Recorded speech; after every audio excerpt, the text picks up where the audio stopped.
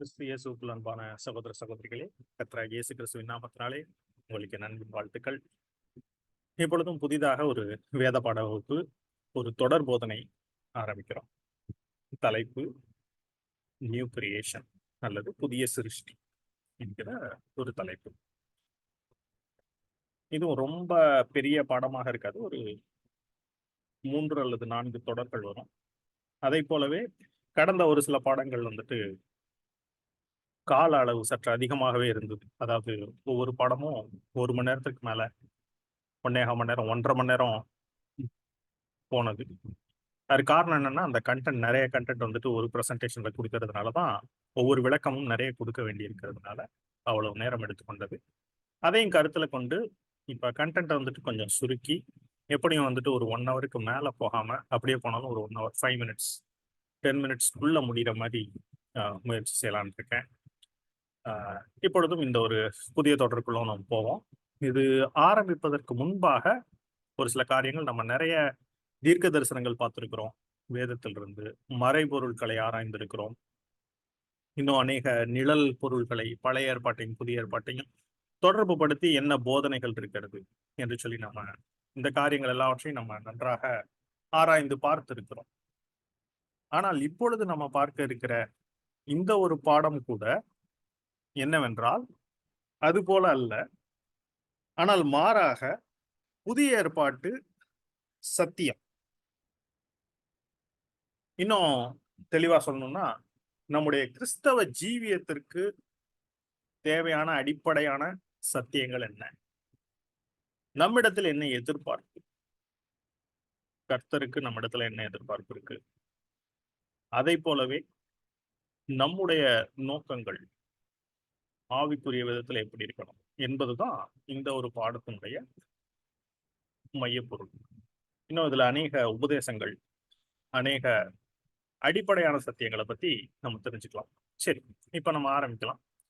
போக போக உங்களுக்கு நன்றாகவே புரியும். சரி, தலைப்பு புதிய சிருஷ்டி. இப்பதான் இதை பத்தி பேசினேன். ஏன் இந்த ஒரு தலைப்பை நாம் பார்க்க போகிறோம் என்றால், இது நம்ம கிறிஸ்தவ ஜீவியத்துக்கு மிகவும் முக்கியமான ஒரு காரியமாக இருக்கிறது. இதற்கு ஆதாரமாக 2 வசனங்கள் புதிய ஏற்பாட்டிலிருந்து எடுக்கலாம். முதலாவது வசனம் நேரடியான வசனம், கலாத்தியர் 6ஆம் அதிகாரம் 15ஆம் வசனம். அந்த வசனத்திற்கு போகலாம். கலாத்தியர் 6:15 என்ன சொல்லுதுன்னா, கிறிஸ்து இயேசுவுக்குள் விருத்த சேதனமும் ஒன்றுமில்லை, விருத்த சேதனம் இல்லாமையும் ஒன்றுமில்லை, புது சிருஷ்டியே காரியம். அப்படின்னா, முதல்ல கிறிஸ்து இயேசுக்குள்ள அப்படின்னு சொல்லிட்டு என்ன சொல்றாருன்னா, விருத்த சேதனமும் ஒன்றுமில்லை, விருத்த சேதனம் இல்லாமையும் ஒன்றுமில்லை. அப்படின்னா இந்த ரெண்டும், அதாவது விருத்த சேதனம் பெறுவதும் சரி, அது இல்லாமல் இருப்பதும் சரி, அது முக்கியம் இல்லை. ஆனா எது முக்கியம்னா, புது சிருஷ்டி தான் முக்கியம். புது சிருஷ்டிய காரியம். அப்படின்னு புது சிருஷ்டி தான் முக்கியத்துவம் வாய்ந்தது கிறிஸ்துவுக்குள் அப்படின்னு சொல்லி சொல்றாரு. அப்ப விருத்த சேதனம் இல்லாமன்னு என்ன சொல்றாரு அப்படின்னு சொல்லி நம்ம பிற்காலங்கள்ல பார்க்கணும். ஆனா இப்ப புதிய சிருஷ்டி அப்படிங்கிறத நம்ம ஃபோக்கஸ் பண்ணோம்னா, இதே வசனம் இன்னொரு இடத்திலும் நாம் பார்க்க முடிகிறது. இந்த வசனம் கொஞ்சம் பிரபலமான ஒரு வசனம்.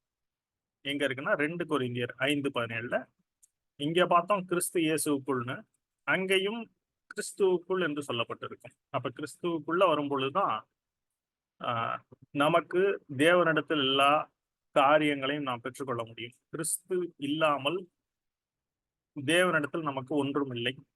சரி, அப்ப இங்க பார்த்தீங்கன்னா இப்படி இருக்க 2 கொரிந்தியர் 5:17 இப்படி இருக்க, ஒருவன் கிறிஸ்துவுக்குள் இருந்தால், இங்க வந்துருச்சு பாருங்க. அங்க கிறிஸ்து இயேசுக்குள், கிறிஸ்துவுக்குள். இங்க ஒருவன் கிறிஸ்துவுக்குள் இருந்தால் புது சிருஷ்டியா இருக்கிறான், பழையவைகள் ஒளிந்து போயின, எல்லாம் புதிதாய்.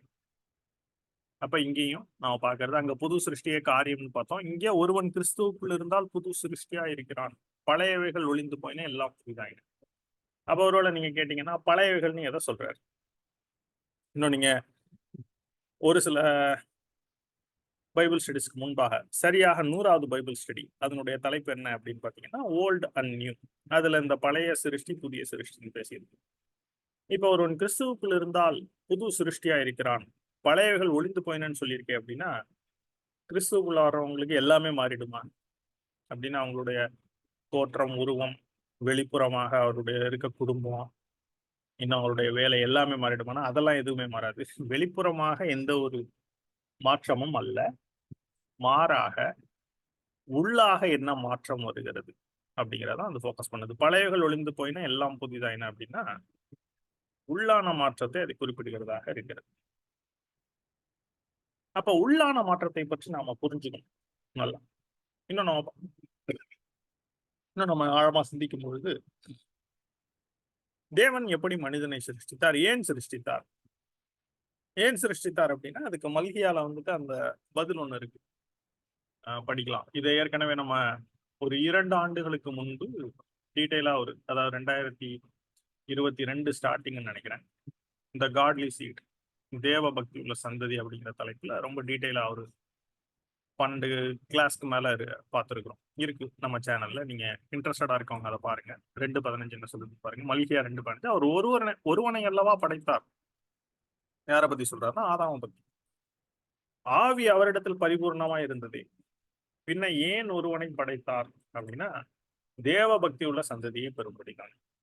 அப்ப தேவ பக்தி உள்ள சந்ததி ஒன்று வர வேண்டும் என்று சொல்லி தேவன் விரும்பினார்.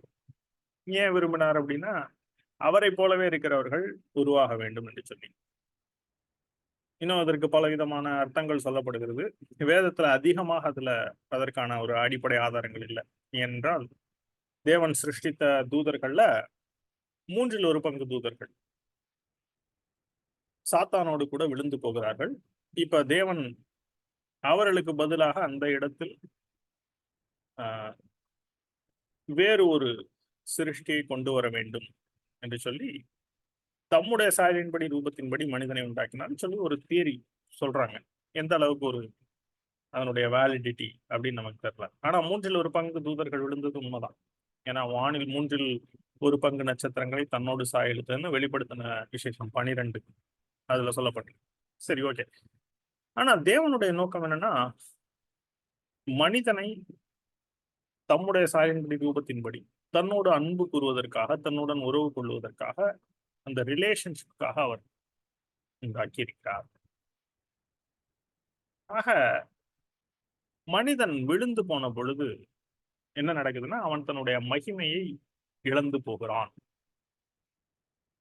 அந்த காரியம்தான் அவனுடைய கண்கள் திறக்கப்பட்டு, மாம்ச கண்கள் திறக்கப்பட்டு அவன் நிர்வாணிங்கிறத அவன் உணரும் பொழுது, தேவனுக்கும் அவனுக்கும் இருக்கக்கூடிய அந்த உறவு ஒரு பிளவுபடுகிறது. இன்னும் சொல்ல போனா, அவன் அப்பொழுது பயப்படுகிறான். தேவனுடைய பிரசன்னத்திற்கு விலகி ஒளிந்து கொள்ளுகிறான். ஏன்னா தப்பு பண்ணிட்டோம் அப்படிங்கிற அந்த ஒரு குற்ற உணர்ச்சி அவனுக்குள்ளாக வருகிறது. அவன் அந்த மகிமையை இழந்து கொள்கிறான். தேவனோடு கூட இருக்கிற அந்த உறவை இழந்து கொள்கிறான். அதுதான் வீழ்ச்சி அல்லது ஃபாலன் ஸ்டேட், விழுந்து போன நிலைமை. இந்த விழுந்து போன நிலைமை தான் என்னன்னா ஓல்டு கிரியேச்சர், அதாவது பழைய சிருஷ்டி அல்லது ஓல்டு நேச்சர் அப்படின்னு சொல்றது. அதோடு கூட அவன் இந்த உலகத்தின் மேல் இருக்கக்கூடிய அந்த ஆளுகை, அதிகாரம், அதை வந்துட்டு பிசாசு கிட்ட இழந்து போறான். இயேசு அதை மீண்டுமாக ரீஸ்டோர் பண்ணுவதற்கு, திரும்ப சீரமைக்கிறதுக்கு தான் இயேசு வருகிறார். பிசாசினுடைய கிரியைகளை அழிக்கும்படிக்கு மனுஷகுமாரன் வெளிப்பட்டார் சொல்லப்பட்டிருக்கிறது.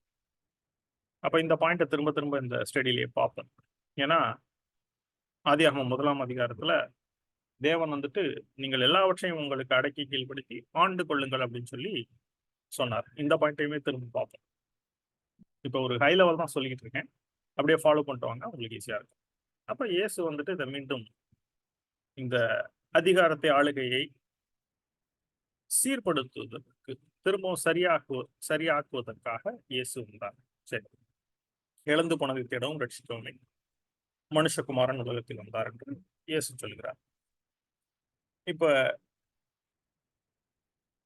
இயேசு மனிதனாக வந்த பொழுதும் அவர் என்ன பண்ணார்னா, ஒரு பாவம் இல்லாத ஒரு பரிசுத்த வாழ்க்கையா வாழ்ந்தார். இதோட கிளீன் லைஃப் அப்படின்னு சொல்லலாம். ஒரு இடத்துல யோவான் 8ஆம் அதிகாரத்துல யூதர்களை பார்த்து இப்படி கேட்கிறார், என்னிடத்தில் பாவம் உண்டு, உங்களில் யார் என்னை குற்றப்படுத்த கூடும் அப்படின்னு சொல்றாரு. ரொம்பவுமே போல்டான ஒரு ஸ்டேட்மெண்ட். வேற எந்த மனுஷனாலையும் சொல்லவே முடியாது. ஏன்னா அவனுடைய வாழ்க்கையில எங்கேயாவது ஏதாவது ஒரு இடத்துல அவனுடைய வாழ்க்கையில் பாவம் காணப்படும் நிச்சயமாக. ஏன்னா விழுந்து போன நிலைமையில இருக்கக்கூடிய மனித இனம். ஆனால் இயேசு எந்த ஒரு இடத்துலையுமே அவருடைய பிறப்பு முதல் அவருடைய மரணம் வரைக்கும் எங்கேயுமே அவர் வந்துட்டு விழுந்து போகவில்லை. இங்கிலோட பியூர் லைஃப், டிஸ்டிங்க் லைஃப், அது முற்றிலும் வேறுபட்டதாக இருக்கிறது எல்லா மனிதர்களையும் விட. ஆச்சரியமான ஒரு விஷயம். ஆனால் அவர் பரிசுத்தாவினால பிறந்ததுனால அவராலே அது சாத்தியமாயிடுச்சு. அவருக்கு தேவனோடு கூட எப்பவுமே அந்த ஒரு ஆக்டிவ் ரிலேஷன்ஷிப் இருந்து கொண்டே இருந்தது.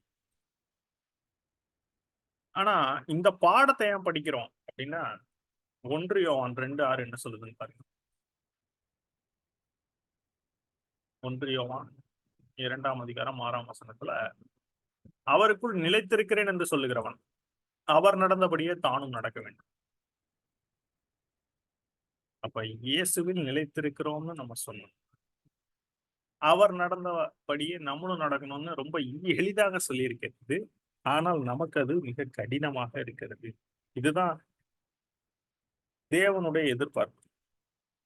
தேவனுடைய வார்த்தை இவ்வாறு சொல்லுகிறது. If we are in Christ, we have to walk like him. அப்படி நடக்கிறது தான் என்ன அப்படின்னு பாத்தீங்கன்னா, நியூ கிரியேஷன். இயேசுவை போல் நாம் வாழ்ந்தால், நாம் நடந்தால், அதுதான் என்னன்னா புதிய சிருஷ்டி, புதிய ஜீவியம், கிறிஸ்துவில் வாழக்கூடிய ஒரு வாழ்க்கை என்பது. கிறிஸ்துவை போல சிந்திப்பது, கிறிஸ்துவை போல வாழ்வது. சரி,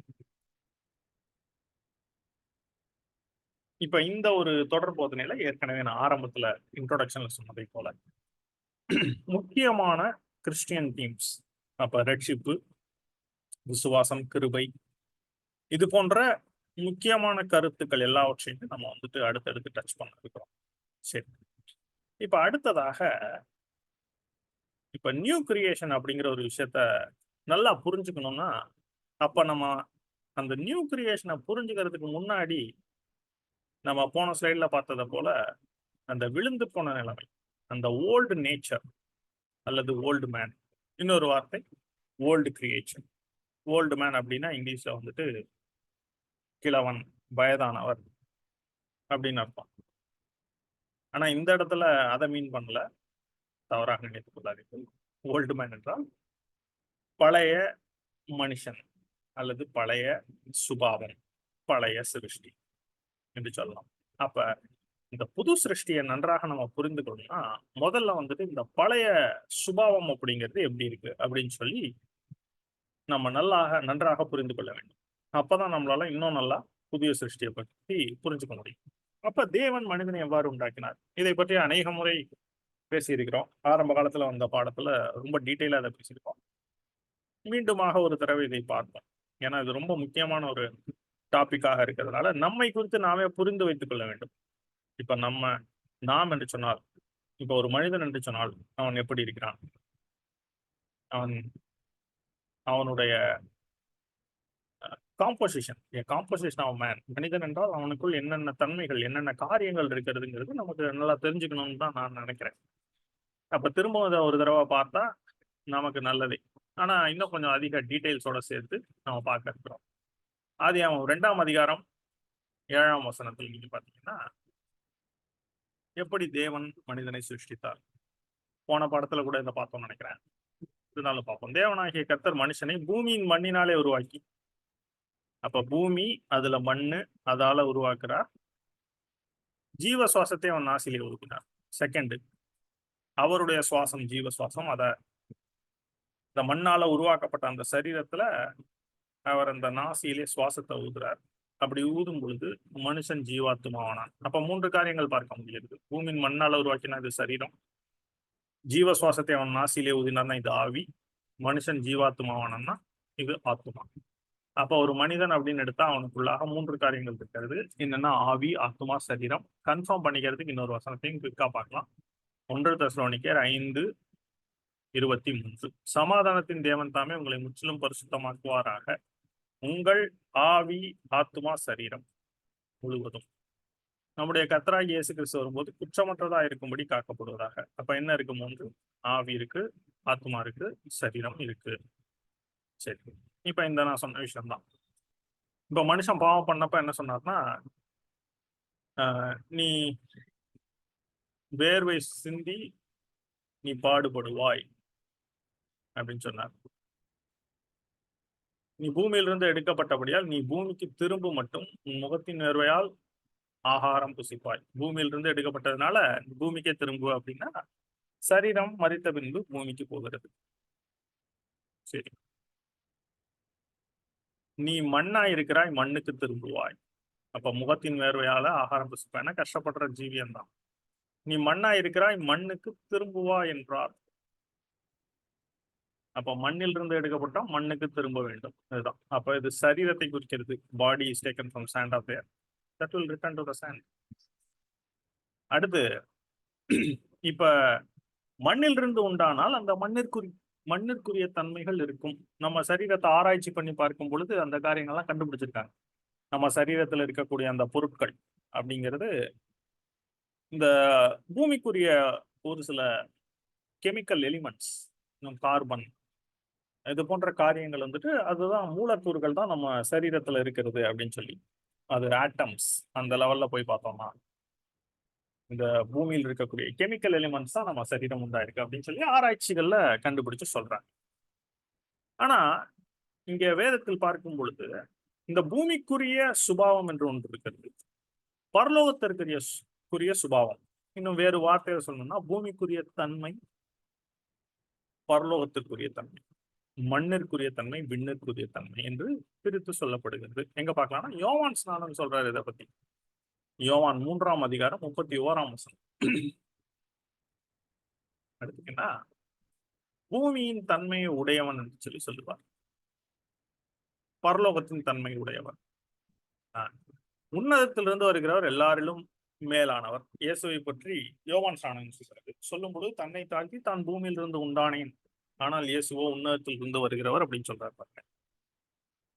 முதல் வசனத்துல அவர் பெருகவும் நான் செருகவும் வேண்டும் சொல்லிட்டு, இங்க உன்னதத்திலிருந்து வருகிறவர் எல்லாரிலும் மேலானவர், பூமியிலிருந்து உண்டானவன், பூமியின் தன்மை உள்ளவனா இருந்து பூமிக்கு அடுத்தவைகளை பேசுகிறான். அப்ப பூமியிலிருந்து நாம் எல்லாரும் உண்டாக்கப்பட்டோம் ஆதாம் மூலமாக, அடுத்தடுத்து. ஆனா நம்மளுடைய ரூட், நம்மளுடைய பேஸ் என்ன? ஆதாமுடைய பேஸ் நேச்சர் பூமியில் இருந்து, மண்ணில் இருந்து எடுக்கப்பட்டது. அதனால நம்ம என்னதான் பேசுவோம்? பூமிக்கு அடுத்த காரியங்களை பேசுகிறோம். ஆனால் பரலோகத்திலிருந்து வருகிறவர் எல்லாரிலும் மேலானவர். அப்ப இது பூமிக்குரிய தன்மை நமக்கு இருக்கிறது, இயேசுக்கோ பரலோகத்திற்குரிய தன்மை இருந்தது. இன்னொரு இடத்துல கன்ஃபார்ம் பண்ணலாம் பாருங்க. 1 கொரிந்தியர் 15:48. பலமுறை இந்த வசனத்தையும் இந்த காரியங்களை ஆராய்ந்திருக்கிறோம். 1 கொரிந்தியர் 15 உயிர்த்தெழுதலை பற்றி சொல்லும் பொழுது பூமிக்குரிய சரீரம், வானத்திற்குரிய சரீரம், பூமிக்குரிய மேனி, வானத்திற்குரிய மேனின்னு சொல்லி டீட்டெயிலா எழுதுவாரு. எவ்வளவு வாட்டி படிச்சாலும் ரொம்ப இன்ட்ரெஸ்டிங்காக இருக்கும். நீங்க டைம் கிடைக்கும் பொழுது இதெல்லாம் படிக்க. 1 கொரிந்தியர் 15:48. மண்ணானவன் எப்படிப்பட்டவனோ மண்ணானவர்களும் அப்படிப்பட்டவர்களே. ஆதாம் பத்தி எழுதுறார். ஆதாம் எப்படிப்பட்டவனோ நாமும் அப்படிப்பட்டவர்களே. அதே நேரத்துல அது மாத்திரமல்ல, வானத்துக்குரியவர் எப்படிப்பட்டவரோ, இயேசு எப்படிப்பட்டவரோ வானத்துக்குரியவர்களும் அப்படிப்பட்டவர்களே. அப்படின்னா நம்ம பரலோகத்திற்குரியவர்கள்னா இயேசுவை போல இருப்போம். இந்த பூமியின் சுபாவம் இருக்கும், ஆனா இயேசுவை போலவும் இருப்போம். அடுத்து, மேலும் மண்ணானவனுடைய சாயலை நாம் அணிந்திருக்கிறது போல இந்த உலக வாழ்க்கையில, ஆனா மரித்த பின்பு உயிர்த்தெழும் பொழுது, மறுரூபமாகும் பொழுது என்ன நடக்கும்னா வானவருடைய சாயலையும் அணிந்து கொள்வோம். எவ்வளவு ஒரு நம்பிக்கை பாருங்க, எவ்வளவு ஒரு ஒரு அற்புதமான ஒரு நம்பிக்கை, அதாவது விசேஷமான நம்பிக்கை இது நமக்கு இருக்கிறது. அப்படின்னா என்னன்னா, இந்த உலகத்தோடு நாம் மறித்தோம்னா அப்படியே மண்ணோடு மண்ணா போயறது இல்லை, எப்பயுமே மீண்டுமாக உயிர் தெழுந்து நித்திய வாழ்வு அவரோடு வாழ்வோம். சரி, அப்ப முதலாவது இருக்கக்கூடிய இந்த நேச்சர், நம்முடைய பிறப்பில இருக்கக்கூடிய இந்த ஒரு நேச்சர், அல்லது இது என்ன சுபாவம்னா மண்ணிற்குரிய சுபாவம் அல்லது பூமிக்குரிய ஒரு சுபாவம் அல்லது பழைய மனுஷன், பழைய சுபாவம், பழைய சிருஷ்டி. முதலாவது இதுதான். அடுத்தது இது என்ன அப்படின்னு தெரியணும். ஃபர்ஸ்ட் ஒன்னொன்னாக போலாம். ஆனா இப்ப கிறிஸ்துவுக்குள்ள நம்ம வரும் பொழுது இந்த தன்மை மாறி, இந்த பூமிக்குரிய தன்மை மாறி நமக்கு புதிய ஒரு சுபாவம் உண்டாகிறது. அதுதான் புதிய சிருஷ்டி, புதிய சுபாவம். புரியுதா உங்களுக்கு? ஆக நிதானிச்சு பார்க்கும் பொழுது உங்களுக்கு நன்றாக புரியும். இப்ப நிறைய காரியங்கள் வந்துட்டு நம்ம ஏற்கனவே சொன்னதை போல இந்த ஆவி ஆத்மா சரீரம் பத்தி நிறைய பேசியிருக்கிறோம். போன ஒரு பாடத்துல கூட அதை ஆசரிப்பு கூடாரத்துல டச் பண்ணா, இன்னும் ஆசரிப்பு கூடாரத்துக்கும் அதுக்கும் சம்பந்தம் இருக்கு. அதனாலதான் அந்த ஆசரிப்பு கூடாரம் பாடம் எடுத்துட்டு இந்த ஒரு பாடத்தை நம்ம இப்ப பார்க்க போறோம். அதெல்லாம் இப்ப இந்த மூன்றையும் பார்க்கலாம் பாருங்க. திரும்ப ஒரு தடவை ரிப்பீட் பண்றேன். இப்ப இந்த சரீரம்ங்கிறது மண்ணிற்கு போகக்கூடிய காரியம். ஆனா இந்த சரீரம் இல்லாமல் நாம் வாழ முடியாது இந்த பூமியில. இன்னும் சொல்ல போனா இந்த சரீரம்ன்றது ரொம்ப முக்கியம். ஏன்னா இந்த சரீரத்துலதான் ஐம்புலன்கள் செயல்பட்டு கொண்டிருக்கிறது. இந்த ஐம்புலன்களை 5 அறிவு அப்படின்னு கூட சொல்லுவாங்க. என்னென்ன அப்படின்னு பாத்தீங்கன்னா, பார்வை, விஷன், அப்புறம் செவி, ஹியரிங், கேட்பது, அப்புறம் மோப்பம், smell, smelling the different fragrances. சரி, அடுத்தது டேஸ்ட், டேஸ்ட் யூசிங் டங், அதாவது ஒவ்வொரு சுவைகளை ருசி பார்ப்பது. இன்னும் சென்ஸ் ஆஃப் டச், தொடும் உணர்வு. இப்ப இது ஐம்புலன்களாக இருக்கிறது நமக்கு. இதை வச்சுதான் இந்த ஒரு எக்ஸ்டர்னல் வேர்ல்டோட நம்ம கனெக்ட் பண்றோம். அதாவது இப்போ ஒரு புஸ்தகத்தை எடுக்கணும், ஏதோ ஒரு ஆப்ஜெக்டை எடுக்கணும் அப்படின்னா நம்ம கை அதற்கு, மூளை அதற்கு ஆர்டர் கொடுக்கிறது, அது நம்முடைய கை போய் எடுக்கிறது. அப்ப அந்த கை வேணும், இல்லைன்னா நம்மளால எடுக்க முடியாது. இப்ப அந்த புஸ்தகத்தை படிக்கணும் அப்படின்னா உங்களுக்கு கண்ணு வேணும். இதெல்லாமே மூளையோடு லிங்க் ஆயிருக்கு இந்த விஷயங்கள். அதன் மூலமாக தான் நம்ம புரிஞ்சுக்கிறோம். இது நீங்க கேட்குறீங்க, அப்ப உங்களுடைய சிந்தனை மூளையின் மூலமாக இதை பகுத்து அறிந்து பார்க்கிறது, என்னன்னு புரிந்து கொள்கிறது. இப்ப நான் பேசுறத நீங்க இந்த வீடியோ மூலமாக கேட்கிறீங்க. அப்ப நான் பேசுறேன், நீங்க கேட்கறதுக்கு காது, அது மூளையோடு போய் கனெக்ட் ஆகுது. அப்ப இந்த உலகத்தோடு நாம் தொடர்பு கொள்ள, சம்பந்தப்படுத்தி கொள்ள நமக்கு இந்த ஐம்புலன்கள் சரீரத்துல கொடுக்கப்பட்டிருக்கு. அது மாத்திரமல்ல, நம்ம ஒவ்வொருத்தருக்கும் இருக்கக்கூடிய வித்தியாசங்கள். இப்ப ஒவ்வொருடைய முகம் ஒவ்வொரு மாதிரி ஐடென்டிட்டி வித்தியாசமாக சிருஷ்டித்திருக்கிறார். அப்பதான் அடையாளம் தெரியும். எல்லாம் ஒரே மாதிரி இருந்தோம்னா யார் யாருன்னே தெரியாது. யோசிச்சு பாருங்க, அப்படி இருந்தா எப்படி இருக்கும்? யாருக்கும் யாரையும் அடையாளம் தெரியாது. அப்படி இருந்தாலும் இந்த உலகமே இயங்கிறது ரொம்ப கஷ்டம். அப்ப வித்தியாசங்களை கொடுத்திருக்கிறார். ஒவ்வொருவருக்கு சரீரம், ஒருவர் வந்துட்டு ஒருவருடைய சரீரம் வந்துட்டு ரொம்ப லீனான சரீரம், ஒருவர் வந்துட்டு ரொம்ப ஃபேட்டாக, வித்தியாசங்கள், அநேக வித்தியாசங்கள் உண்டு. அதே நேரத்தில் இந்த சரீரத்திற்கென்று என்ன இருக்கு அப்படின்னு பாத்தீங்கன்னா, இந்த சரீரத்திற்கென்று ஒரு சில காரியங்கள், அநேக காரியங்களை வந்துட்டு இந்த சரீரம் வாஞ்சிக்குது. அப்ப பசிக்குது அப்படின்னா அதை நம்மள ஃபீல் பண்ண முடியுது. உடனே சாப்பாடு நமக்கு வேண்டும். இன்னும் சொல்ல போனா வேலைக்கு பசிப்பது என்பது ஒரு நல்ல விஷயம் சரீரத்திற்கு. ஆனா இன்னும் அநேக காரியங்களை இந்த சரீரம், அநேக இச்சைகளையும் இது விரும்புது, வாஞ்சிக்குது இந்த சரீரம். சரி, இது ஒன்று.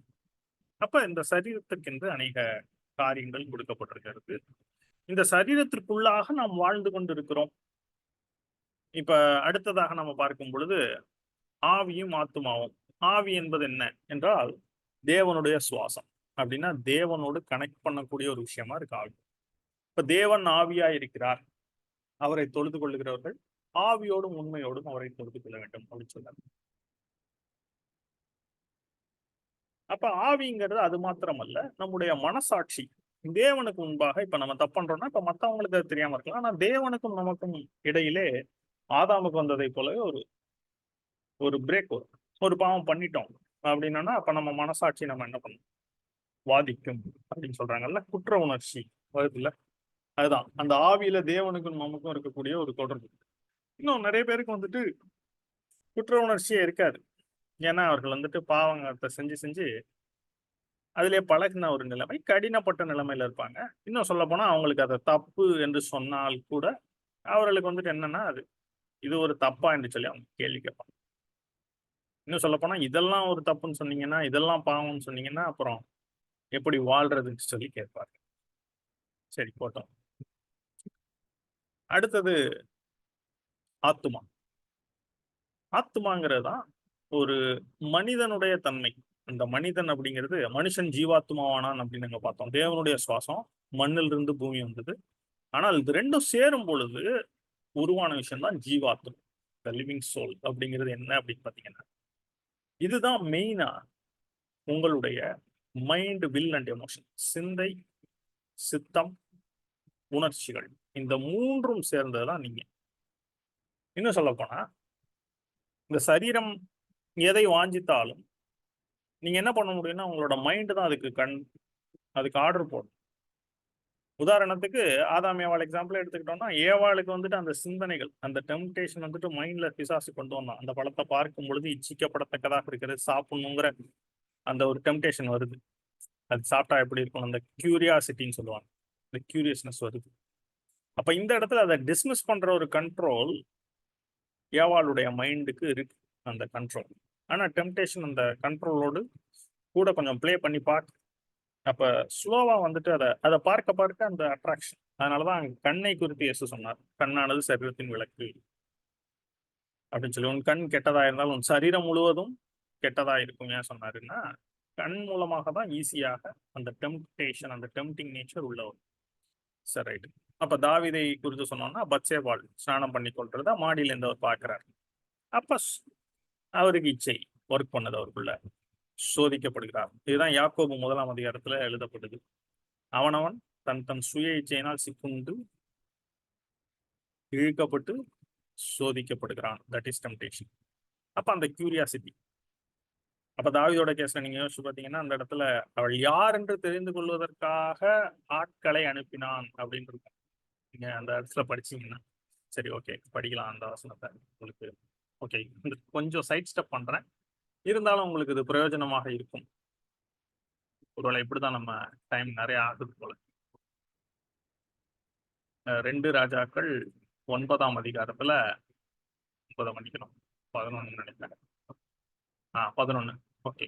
இப்ப தாவீது என்ன பண்றாருன்னா, எல்லாரையும் யுத்தத்துக்கு அனுப்பிட்டு அவரு ரிலாக்ஸ் பண்றாரு.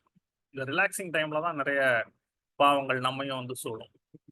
சரி, ஒரு நாள் சாயங்காலத்தில் தாவீது தன் படுக்கையில் இருந்து அரண்மனை உப்பரிகையின் மேல் உலாத்தி கொண்டிருந்த பொழுது, ஸ்நானம் பண்ணுகிற ஒரு ஸ்திரியை உப்பரிகையின் மேல் இருந்து கண்டான். அந்த ஸ்திரீ வெகு சௌந்தரவதியா இருந்தாள். அப்ப என்னாச்சு பாருங்க, அடுத்து தாவீதுக்குள்ள அந்த கியூரியாசிட்டி இருக்கு பாருங்க. அப்பொழுது தாவீது அந்த ஸ்திரீ யார் என்று விசாரிக்க ஆள் அனுப்பினான். இப்ப யாரா இருந்தா இவருக்கு என்ன? இவர் இவர் வந்துட்டு அது தவறு என்று சொல்லி அவர் தன்னை கண்ட்ரோல் பண்ணி கொண்டு அவர் விலகி போயிருக்கணும். ஆனா அந்த இடத்துல தாவீதுக்குள்ள என்ன கிரியை செய்யுது அப்படின்னு பாத்தீங்கன்னா, டெம்டேஷன். அந்த டெம்டேஷன் தான் இந்த கியூரியாசிட்டியை தூண்டுற விஷயம். இன்னும் சொல்ல போனா இதே தான் ஆதாம் ஏவாளுடைய கேஸ்லையும். அதை பார்க்க அது எப்படி இருக்கும், அந்த அந்த சிந்தனைக்குள்ளாக அது வர வர வர அதை நோக்கி அது இழுக்கும். இதுதான் அந்த பவர். அந்த டெம்டேஷனுக்கு ஒரு பவர். அதை இமீடியட்டா டிஸ்மிஸ் பண்ணா உடனே டிஸ்மிஸ் பண்ணிடலாம். ஆனால் நமக்குள்ளாக நம் சரீரத்தில் இருக்கக்கூடிய ஒரு இச்சை அதை வாஞ்சிக்கிறது. அப்ப அடுத்து பாருங்க, அடுத்து வந்துட்டு இது அடுத்த ஸ்டெப்புக்கு போயிடுச்சு. அப்பொழுது தாவீது ஆள் அனுப்பி அவளை அழைத்து வர சொன்னான். அவள் அவளிடத்தில் வந்த பொழுது அவளோட சேர்ந்தான். அப்ப முடிஞ்சு போச்சு. சரி, இப்ப இததான் யாக்கோபு இங்க எழுதுறாரு பாருங்க, டெம்டேஷன் சைக்கிள் எப்படி ஒர்க் ஆகுதுன்னு சொல்லி. யாக்கோபு 1ஆம் அதிகாரத்துல சோதிக்கப்படுகிறவனும், இது டெம்டேஷன், டெஸ்ட் கிடையாது. தேவன் ஆபிரகாமை சோதித்தார், ஆனா அது டெம்டேஷன் கிடையாது, test. Faith test, test of ஃபெய்த்னு சொல்லலாம். ஆனா இது டெம்டேஷன். சோதிக்கப்படுகிறவனும் நான் தேவனால் சோதிக்கப்படுகிறேன் சொல்லாது இருப்பானாக. தேவன் பொல்லாங்கினால் சோதிக்கப்படுகிறவர் அல்ல, ஒருவனையும் அவர் சோதிக்கிறவர் அல்ல. அவனவன் தன் தன் சுய இச்சையினாலே இழுக்கப்பட்டு சிக்குண்டு சோதிக்கப்படுகிறான். அப்ப எல்லாருக்குள்ளேயும் அந்த சுய இச்சை நமக்கு இதான் சரீரத்தோடு சம்பந்தப்பட்டது. அதனால இழுக்கப்படுகிறோம். அடுத்து சிக்குண்டு சோதிக்கப்படுகிறோம். இதுதான் டெம்டேஷன்.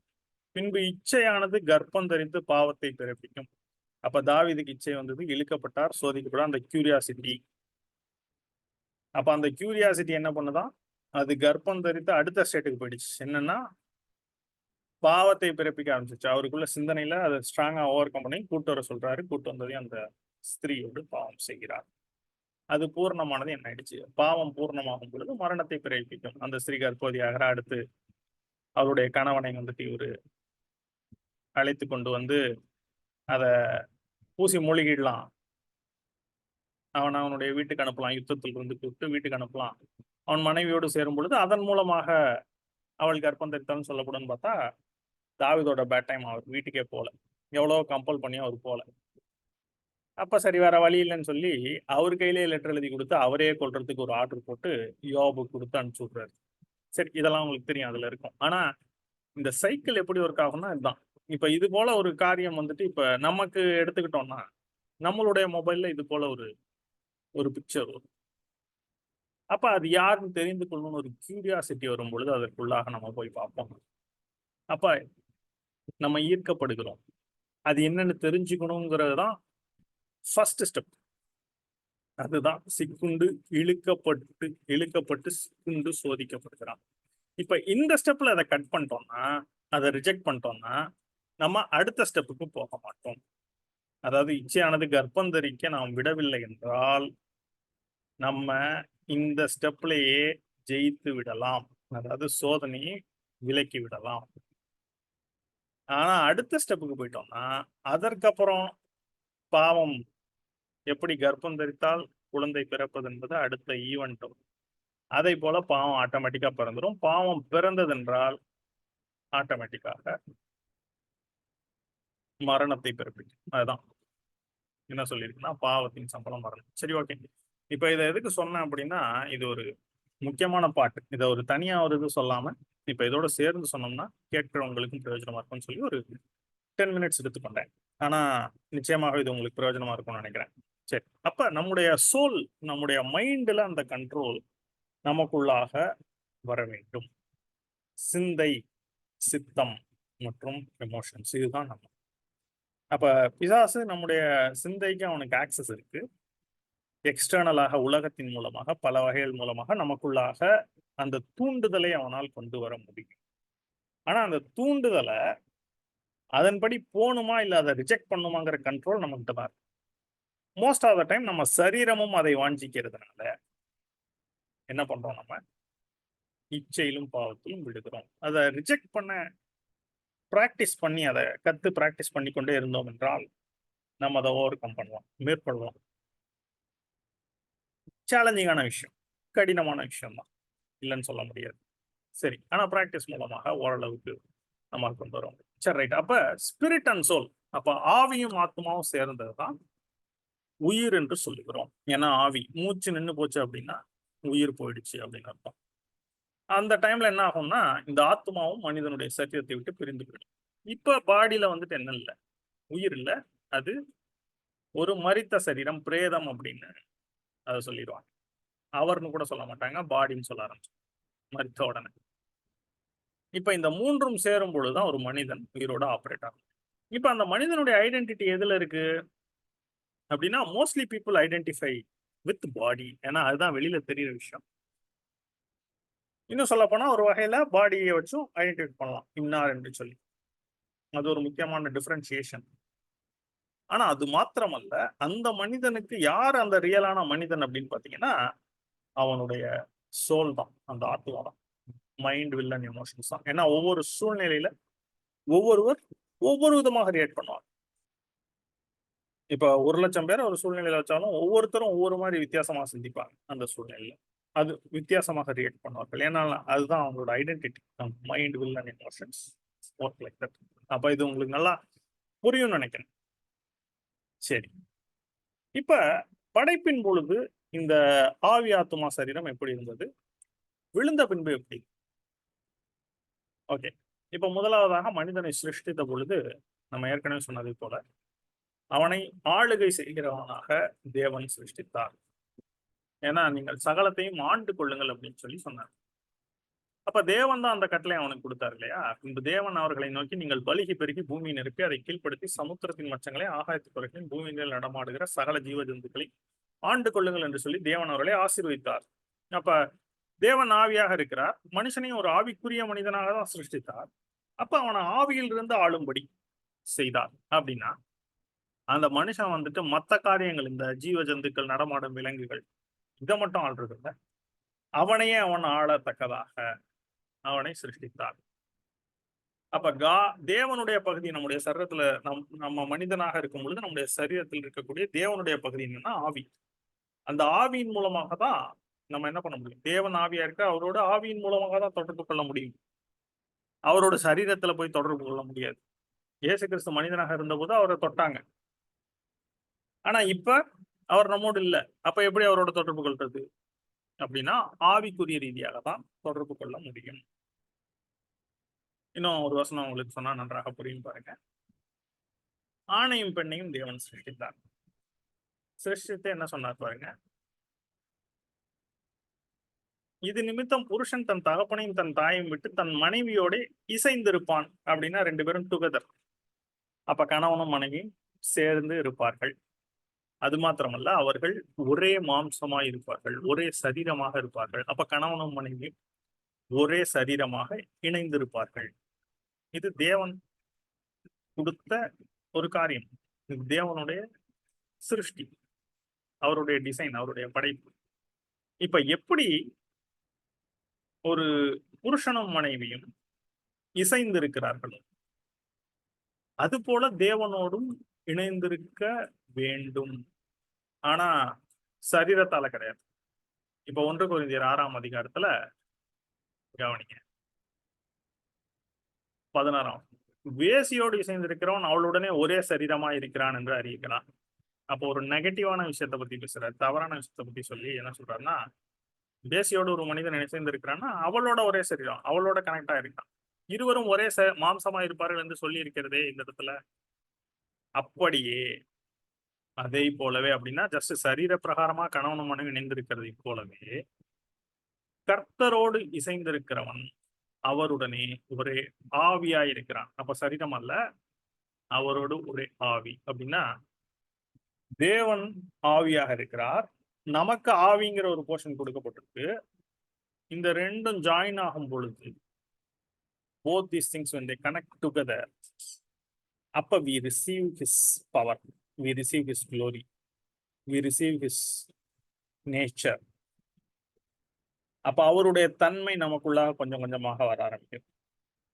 இன்னும் உங்களுக்கு புரியுற மாதிரி சொல்லணும்னா, எளிதாக சொல்லணும்னா, ஒரு மொபைல் போன் இருக்கு. அந்த மொபைல் போனுக்கு சார்ஜ் வேணும்னா உங்களுக்கு என்ன வேணும்? சார்ஜர் வேண்டும். அந்த சார்ஜர்ல ஒரு சைடை வந்துட்டு நீங்க பவர் சோர்ஸோட கனெக்ட் பண்றீங்க, இன்னொரு சைடை மொபைல் போனோடு கனெக்ட் பண்றீங்க. அப்படி கனெக்ட் பண்ணிட்டு நீங்க சுவிட்ச் போட்டீங்கன்னா அந்த பவர் அடாப்டர்ல இருந்து உங்களுக்கு மொபைலுக்கு சார்ஜ் ஏறும். அது போல நீங்க வந்துட்டு தேவனோடு கனெக்ட் பண்ணணும்னா ஆவிக்குரிய விதத்துல எப்படி கனெக்ட் பண்றது அப்படின்னா, இந்த வார்த்தைகள் மூலமாக தான் கனெக்ட் பண்ண முடியும். ஏன்னா தேவன் ஆவியா இருக்கிறார், அதே நேரத்துல ஆதியிலே வார்த்தை இருந்தது, அந்த வார்த்தை தேவனிடத்துல, அந்த வார்த்தை தேவனா இருந்தது. அப்ப தேவன் வார்த்தையாகவும் இருக்கிறார். அதனாலதான் இயேசு சொன்னார், நான் சொல்லுகிற வசனங்கள் ஆவியாயும் ஜீவனாயும் இருக்குது. அப்ப இதை நீங்க கேட்கும் பொழுது இந்த வார்த்தைகள் உங்களுக்குள்ளாக கிரியை செய்கிறது. அப்ப இந்த வார்த்தை மூலமா தான் நீங்க ஆவியாய் இருக்கிற கர்த்தரோடு கூட தொடர்பு கொள்ள முடியும். இன்னும் அப்ப அவரோடு நீங்க தொடர்பு கொண்டீங்கன்னா என்ன ஆகும்? 2 கொரிந்தியர் 3ஆம் அதிகாரம் பாருங்க. நாம் எல்லாரும் திறந்த முகமாய் கர்த்தருடைய மகிமை கண்ணாடியிலே காண்கிறது போல கண்டு ஆவியா இருக்கிற கர்த்தரால் அந்த சாயலாகத்தானே மகிமையின் மேல் மகிமை அடைந்து மறுரூபப்படுகிறோம். அப்படின்னா நம்முடைய உள்ளான மனுஷன் தேவனுடைய மகிமையினாலே மறுரூபமாய் கொண்டிருக்கிறது. எப்பன்னா நம்ம வந்துட்டு இந்த வார்த்தையிலே நிலைத்திருக்கும் பொழுது, இதிலேயே தொடரும் பொழுது. சரி, இவ்வளவு விஷயங்கள் சொல்ல வேண்டியிருக்கு. ஆக இந்த தேவன் மனிதனை சிருஷ்டிக்கும் பொழுது அவனை ஆவியில் இருந்து ஆளுகை செய்கிறவனாக சிருஷ்டிக்கிறார். அப்ப ஆவி வந்துட்டு அவனுடைய ஆத்துமாவை ஆள வேண்டும். அவனுடைய ஆத்துமா என்ன பண்ணணும்னா அவனுடைய சரீரத்தை ஆள வேண்டும். அப்ப ஆவி, ஆத்மா, சரீரம், இதுதான் அந்த ஆர்டர். அப்ப தேவன் சிருஷ்டித்த எப்படி இருந்ததா? ஸ்பிரிட் இஸ் த மாஸ்டர் அல்லது ஸ்பிரிட் இஸ் த கிங். ஆவி வந்துட்டு ஒரு அரசனாக அல்லது எஜமானாக இருக்கிறது. ஆத்மா என்பது ஒரு வேலைக்காரனாக, அதாவது ஒரு சம்பளத்துக்கு வேலை செய்யற வேலைக்காரன் நீங்க நினைச்சுக்கலாம். அதாவது எஜமான் சொல்றது கேட்கணும், செய்யணும். சரீரம் வந்துட்டு ஒரு அடிமையை போல இருக்கணும். அப்ப வேலைக்காரனுக்கு அடிமைக்கு என்ன வித்தியாசம்? வேலைக்காரன் சம்பளம் பெற்றுக்கொண்டு வேலை செய்கிறான். இப்போ ஒரு அலுவலகத்துல நீங்க வேலை செய்றீங்க அப்படின்னா, நீங்க சம்பளம் வாங்கிட்டு வேலை செய்றீங்க. அந்த அலுவலகத்திற்கு நீங்கள் வேலை பார்க்கிற ஊழியக்காரன். ஆனா அடிமைன்னா அவனுக்கு எந்த உரிமையும் கிடையாது, சம்பளம் கூட கிடையாது. சோறு மட்டும் போடுவாங்க. அவனுக்கு ஒரு ஆப்ஷனே கிடையாது. எஜமான் சொல்றது ரொம்ப தாழ்ந்த ஒரு நிலைமையில இருக்கான். ஆனா வேலைக்காரன் அப்படி கிடையாது. கொஞ்சம் ஹை ஸ்டேட். அப்ப இந்த ஆர்டர்ல தான் இருக்கணும். நம்ம ஆவி சொல்றத ஆத்மா ஃபாலோ பண்ணணும். சரீரம் அதை கேட்டே ஆகணும். இப்படிதான் சிருஷ்டித்தார். ஆனா என்ன நடந்தது? மனிதன் விழுந்த பொழுது நம்ம ஏற்கனவே பார்த்தது போல சாத்தான் வந்துட்டு அவன்கிட்ட இருந்து எல்லாத்தையும் எல்லா கண்ட்ரோலையும் திருடி கொண்டான். எல்லாத்தையும் தூக்கி ஆதாம் வந்துட்டு தார வார்த்து கொடுத்துட்டாரு. சொல்லியிருக்கோம் ஒரு இடத்துல. இதுக்கும் வேத ஆதாரம் இருக்கிறது. நான் டைம் ஆகும் தான் எல்லா வசனத்தையும் படிக்கல, இருந்தாலும் இதை காமிக்கிறேன். பாவத்திற்கு கீழாக விற்கப்பட்டு அப்படின்னு சொல்லியிருப்பாரு. ரோமர் 7:14, ரோமன் 7:14. மேலும் நமக்கு தெரிந்திருக்கிறபடி நியாயப்பிரமாணம் ஆவிக்குரியதா இருக்கிறது, நானும் பாவத்துக்கு கீழாக விற்கப்பட்டு மாம்சத்துக்குரியவனா இருக்கிறேன். ஓகே, மறந்துட்டேன். இங்கிலீஷ் இதுவும் போடுறதுக்கு. For you know that the law is spiritual, but I am carnal, sold under sin. அப்படின்னா எனக்கு கார்னல் நேச்சர் இருக்கு. அப்படின்னா மாம்சத்துக்குரியவன், கார்னல் நேச்சர். ஏன்னா சோல்டு அண்டர் சின், பாவத்திற்கு கீழாக விற்கப்பட்டாச்சு. யார் வித்தது அப்படின்னா ஆதாம் ஏவாள் வித்துட்டாங்க. எல்லாரையும் பிசாசுக்கு வித்தாச்சு. அவங்க பாவம் பண்ணி தூக்கி கொடுத்துட்டாங்க. இப்ப இயேசு வந்தப்ப ரீஸ்டோர் பண்ணார். இப்ப பிசாசுக்கு வந்துட்டு இப்ப மனிதனுடைய சிந்தனைக்கு ஆக்சஸ் இருக்கு. எல்லாருடைய சிந்தனைக்குள்ளேயும் டெம்டேஷன் கொண்டு வர, பாவம் செய்ய வைக்கிறதுக்கு அதிகாரம் கிடையாது. ஆனா டெம்டேஷன் கொண்டு வர அதிகாரம் இருக்கு. பாவத்தை மனுஷன் வந்து டெம்டேஷன்ல விழுந்தான்னா பாவம் செய்வான், இல்லைன்னா பாவம் செய்ய மாட்டான். அப்ப இயேசு கிறிஸ்துக்கு பாவம் செய்தாரானா கிடையாது. ஆனா சோதிக்கப்பட்டாரா? நான் ஆமா, சோதிக்கப்பட்டார். பிசாசோட முன் சோதனை ஆரம்பத்துல வந்தது. சோ நம்மை போல எல்லா விதத்திலும் சோதிக்கப்பட்டும் பாவம் இல்லாதவராய் இருக்கிற பிரதான ஆசாரியரே நமக்கு இருக்கிறார். இவரேல ரொம்ப நம்மை போலவே சோதிக்கப்பட்டார், எல்லா விதத்திலையும் சோதிக்கப்பட்டார். அப்ப பிசாசுக்கு வந்துட்டு மனிதனுடைய மைண்ட், சிந்தனைக்கு ஆக்சஸ் இருக்கு. இப்ப அதனால என்ன ஆயிடுச்சு அப்படின்னு பாத்தீங்கன்னா, இந்த ஆர்டர் வந்துட்டு ரிவர்ஸ் ஆயிடுச்சு. இங்க பார்த்த ஆர்டர், ஆவி எஜமானாக, ஆத்மா வேலைக்காரனாக, சரீரம் அடிமையாக இருந்த அந்த ஆர்டர் அப்படியே ரிவர்ஸ் ஆயிடுச்சு. பாருங்க எப்படி ரிவர்ஸ் ஆயிடுச்சுன்னா, சரீரம் இப்ப மாஸ்டர் ஆயிடுச்சு.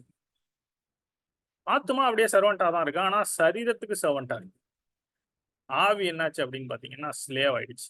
இங்க மன்னிக்கவும், இங்க வந்துட்டு சர்வெண்ட்னே போட்டுட்டேன், இது ஸ்லேவ்னு வரணும். ஸ்பிரிட் வந்துட்டு ஸ்லேவ். சரி பண்ணிடுவோம்.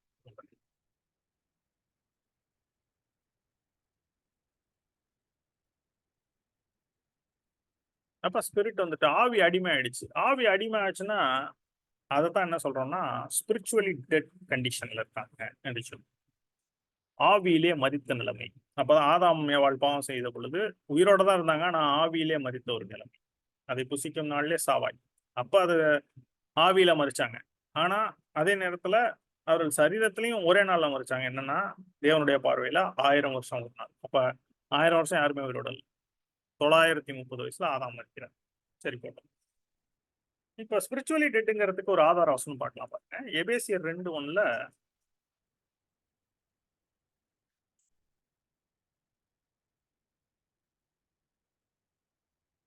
எபேசியர், எபிஷியன்ஸ் சாப்டர் 2 verse 1 என்னன்னா, அக்கிரமங்களினாலும் பாவங்களினாலும் மரித்தவர்களா இருந்த உங்களை உயிர்ப்பித்தார். பவுல் எபேஸ் சபைக்கு எழுதுறாரு, நீங்க அக்கிரமத்தினாலும் பாவத்தினாலையும் மரித்த ஒரு நிலைமையில இருந்தீங்க, உங்களை அவர் உயிர்ப்பித்தார்.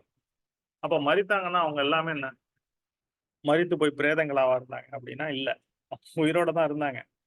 ஆனா ஸ்பிரிச்சுவலாக மரித்த நிலைமையில இருந்தாங்க.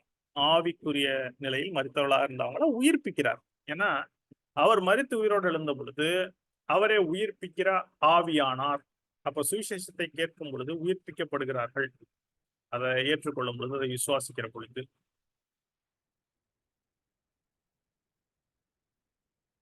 அந்தபடியே முந்தின மனுஷனாகிய ஆதாம் ஜீவாத்துமாவானான் என்று எழுதியிருக்கிறது. பிந்தின ஆதாம் உயிர்ப்பிக்கிற ஆவியானார்.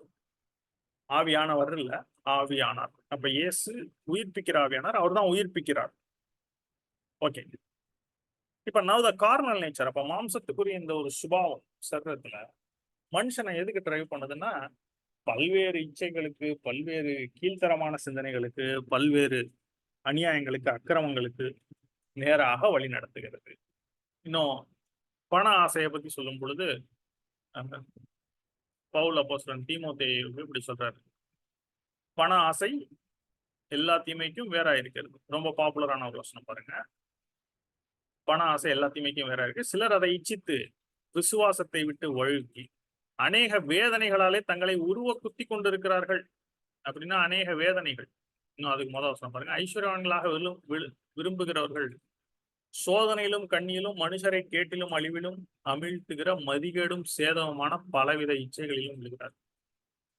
எல்லா விதமான இச்சைகளிலும் விழுகிறார். யாரு அப்படின்னா, குறுக்கு வழியில சீக்கிரம் பணக்காரன் ஆசைப்படுறேன். இப்ப கர்த்தருடைய ஆசீர்வாதம் ஐஸ்வர்யத்தை தரும். அதற்கு காத்திராமல், அதை சரியான வழியில நாடாமல், குறுக்கு வழியில சீக்கிரம் பணம் சம்பாதிக்கணும்னு நினைக்கிறவங்க எல்லா விதமான பாவங்கள், எல்லா விதமான கேடான காரியங்கள்லையும் கிடக்கிறார்கள். அதுதான் இப்ப சரீரம் வந்துட்டு என்ன பண்ணுதுன்னா, ஒரு மனிதனை அவனை தன்னுடைய இஷ்டத்துக்கு அது இழுக்கிறது. குடித்து வெறித்து எப்படி வேணாலும் வாழலாம் என்று சொல்லி. இப்ப உலக ஜனங்களை ஒருவேளை யோசிச்சு பாருங்க. ஒருவேளை அவங்க நல்ல ஒரு பதவியில இருக்கலாம், நல்ல ஒரு உயர்ந்த நிலையில இருக்கலாம். ஆனா அவர்கள் எப்படி வாழுகிறார்கள்? அப்போ எனக்கு தெரிந்த ஒரு உயர்ந்த பதவியில இருக்கிற ஒருவர் இருக்கிறார். ஆனா அவர் வாழ்கிற லைஃப் ஸ்டைல் எப்படி இருக்கிறது அப்படின்னு பாத்தீங்கன்னா, குடித்து விரித்து இஷ்டத்துக்கு வாழ்கிற ஒரு நிலைமை. அப்ப ஹவு தே லிவ், எப்படி வாழ்றாங்க, ஹவு தே திங்க், அவங்க எப்படி யோசிக்கிறாங்க? உலக மக்கள் யோசிச்சு பாருங்க. பேர் புகழ் இதை நோக்கி அவர்கள் போகிறார்கள். நாங்க செய்யறது இவ்வளவு ஒரு மகத்தான காரியங்க, நாங்க இவ்வளவு பெரிய விஷயத்த செஞ்சோங்க, எங்களுடைய நிறுவனம் உலக புகழ் பெற்ற நிறுவனம், நாங்க நம்பர் 1. கேள்விப்பட்டிருப்பீங்க. அப்ப எல்லாவற்றிலும் மேலான ஒரு நிலைமைங்க. இன்னும் சொல்ல போனா, படிப்பை குறித்து மேன்மை பாராட்டுறது. நான் இவ்வளோ டிகிரி படிச்சிருக்கேன், இவ்வளோ காரியங்கள் எனக்கு தெரியும், இதுல நான் நம்பர் 1, நான் இவ்வளோ சம்பாதிக்கிறேன். இதெல்லாம் என்ன? அவருடைய பெருமை, அவருடைய சுயம், அவருடைய மேன்மைகளை காண்பிக்கிற ஒரு காரியம். அவர்கள் எதை தேடுகிறார்கள்? பணம், பணம், இன்னும் அதிகம் சம்பாதிக்கணும், இன்னும் பெருமை, இன்னும் புகழ், இன்னும் அநேகர் நம்மளை பாராட்டணும், ஆஹா ஓஹோன்னு பேசணும், உங்க முகஸ்துதி பாடுவார்கள் சொல்லுவாங்க. அதை அவர்கள் நாடுவார்கள், தற்பொழிவை நாடுவார்கள். வாட் தே சீக் அப்படின்னா தர் செல்ஃப் க்ளோரி, அவருடைய சுய புகழை அவர்கள் நாடுவார்கள். எல்லாருக்கும் தெரியுமா இல்லையா, தாம் ஒரு நாள் மறிச்சிருவோம், எல்லாருக்குமே தெரியும். ஆனா அதற்கு பின்பு என்ன அப்படிங்கிறத யாருமே யோசிக்க மாட்டாங்க. எல்லாரும் யோசிப்பாங்க, இருக்கிற வரைக்கும் எவ்வளவு என்ஜாய் பண்ணணுமோ என்ஜாய் பண்ணலாம் லைஃப். ஏன்னா நாளைக்கு மறுத்ததுக்கு அப்புறம் என்ன நடக்குதுன்னு தெரியாது. இதைத்தான் பவுல் சொல்றாரு 1 கொரிந்தியர் 15. அப்படி உயிர்த்தெழுதல் அப்படிங்கிற ஒரு நம்பிக்கை இல்லை என்றால் நாமும் எப்படி வேண்டுமானாலும் வாழலாம் அப்படின்னு சொல்றாரு பாருங்க. இதை பத்திலாம் பேசியிருக்கிறேன் ஏற்கனவே.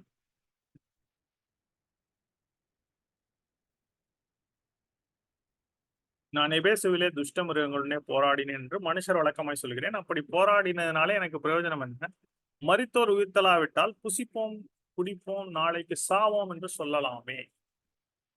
இப்ப இந்த புசிப்போம் குடிப்போம் நாளைக்கு சாவோங்கிறது கூட ஏசாயா தீர்க்கதரிசியில தான் எடுக்கிறார் ஒரு இடத்துல. 1 கொரிந்தியர் 15:32. அப்ப இஷ்டத்துக்கு நம்ம வாழ்ந்துட்டு போலாமே இந்த உலகத்துல, கரெக்டா? ஆனா உலக ஜனங்கள் அப்படிதான் வாழ்றாங்க. அப்ப ஸ்பிரிச்சுவலி டெட் கண்டிஷன், அதைத்தான் அவர்கள் தேடுகிறார்கள். இப்ப தே சீக் வேர்ல்ட்லி திங்ஸ். இன்னும் சொல்ல போனா மெட்டீரியலிஸ்டிக் பிளஸிங்ஸ். இது இருக்கணும், அது இருக்கணும், இப்படி இருக்கணும், அப்படி இருக்கணும், எனக்கு இவ்வளவு பொருட்கள் இருக்கணும், இவ்வளவு எனக்கு வீடு இப்படி இருக்கணும், இந்த காரியங்கள், எனக்கு இவ்வளவு பெருசாக கார் வேண்டும். ஓகே, ஒரு சில டைம்ல அப்ப எல்லாத்தையும் நம்ம கண்டம் பண்றோமான்னு இல்ல. தேவைகள் இருக்க வேண்டியதுதான் மனிதனுக்கு, உண்மையான தேவைகள் இருக்க வேண்டியதுதான். ஆனால் நிறைய விஷயங்கள் அவனுடைய மதிப்பை காண்பிக்கிறதற்காக, அவனுடைய பெருமைக்காக நிறைய விஷயங்களை செய்யறான். லக்ஸுரியை தேடி ஓடுகிறான். இதெல்லாமே இந்த உலக மனிதர்கள் நாடி தேடிக்கொண்டே இருக்கிறார்கள். இதுதான் இயேசு சொன்னார், இவையெல்லாம் உங்களுக்கு தேவை, என்ன தேவைன்னு சொல்லி பிதா இருந்திருக்கா, தேவையை சந்திப்பார். இப்ப இது வந்துட்டு ரொம்ப காமன். இது வந்துட்டு இதுதான் பழைய சுபாவம், ஓல்ட் நேச்சர். அப்ப உங்களுக்கு நல்லா புரியும் நினைக்கிறேன். அப்ப மனிதன் விழுந்த பொழுது at creation and after fall எப்படி ஆச்சு, இந்த ஆர்டர் வந்துட்டு ரிவர்ஸ் ஆயிடுச்சு. ஆவி ஆத்மா சரீரம்ங்கிறது மாறி சரீரம் ஆத்மா ஆவி அப்படின்னு போயிடுச்சு. ஓகே, இப்ப இந்த பழைய சுபாவம் அப்படிங்கிறது தேவனுக்கு விரோதமாக இருக்கிறது அப்படின்னு சொல்லி நம்ம பார்க்கிறோம். இது தேவனுக்கு கீழ்ப்படிய கூடாமல் இருக்கிறது அப்படின்னு சொல்லி பார்க்கலாம். தேவனுக்கு பிரியமில்லாதாக இருக்கிறது, பகையாளியாக இருக்கிறது. இந்த வசனங்கள்லாம் பார்க்கலாம் பாருங்க. இந்த பழைய சுபாவம் தேவனுடைய சித்தத்துக்கு எதிராக இருக்கு. ஏன் அப்படின்னா, இந்த சுபாவமே எப்படி வந்ததுன்னா, ஆதாம் ஏவாளும் அவர்கள் கீழ்ப்படியாமல் போய் தான் வந்தது. அப்ப அந்த நேச்சர்ல வர்ற எல்லா விஷயங்களுமே தேவனுக்கு எதிராக தான் இருக்கும். இப்ப காமனாக வந்துட்டு ஒரு 7 பாவங்கள் அப்படின்னு சொல்லுவாங்க. 7 பாவங்கள்னா வெளியே நடக்கிற கிரியைகள் அல்ல, மனிதனுக்குள்ளாக இருக்கக்கூடிய காரியங்கள். இதை பத்தி ஆரம்பத்திலே சொல்லியிருக்கேன். ஆனா ஸ்லைட்ல இல்ல, ஆரம்ப பைபிள் ஸ்டடியில சொல்லியிருக்கேன். இந்த 7 விஷயங்கள் தான். ப்ரைட் அப்படின்னா பெருமை, இதுதான் நம்பர் 1. ஏன்னா பிசாசு விழுந்தது பெருமையில தான். தேவனுக்கு மேலே போவேன் அப்படின்னா, நான் இவ்வளவு பெரிய சிருஷ்டி, அழகான சிருஷ்டி அப்படின்னு சொல்லி, உன் அழகினால் உன் பெருமையினால் உன் இருதயத்தை கெடுத்தாய்ன்னு எசேக்கியேல்ல சொல்லியிருக்கோம். பிசாசை பத்தி சொல்லப்படுது. இன்னும் ஏசாயாலையும் சொல்லப்பட்டிருக்கு. ஏசாயா 14, எசேக்கியேல் 28 செக் பண்ணிடலாம்.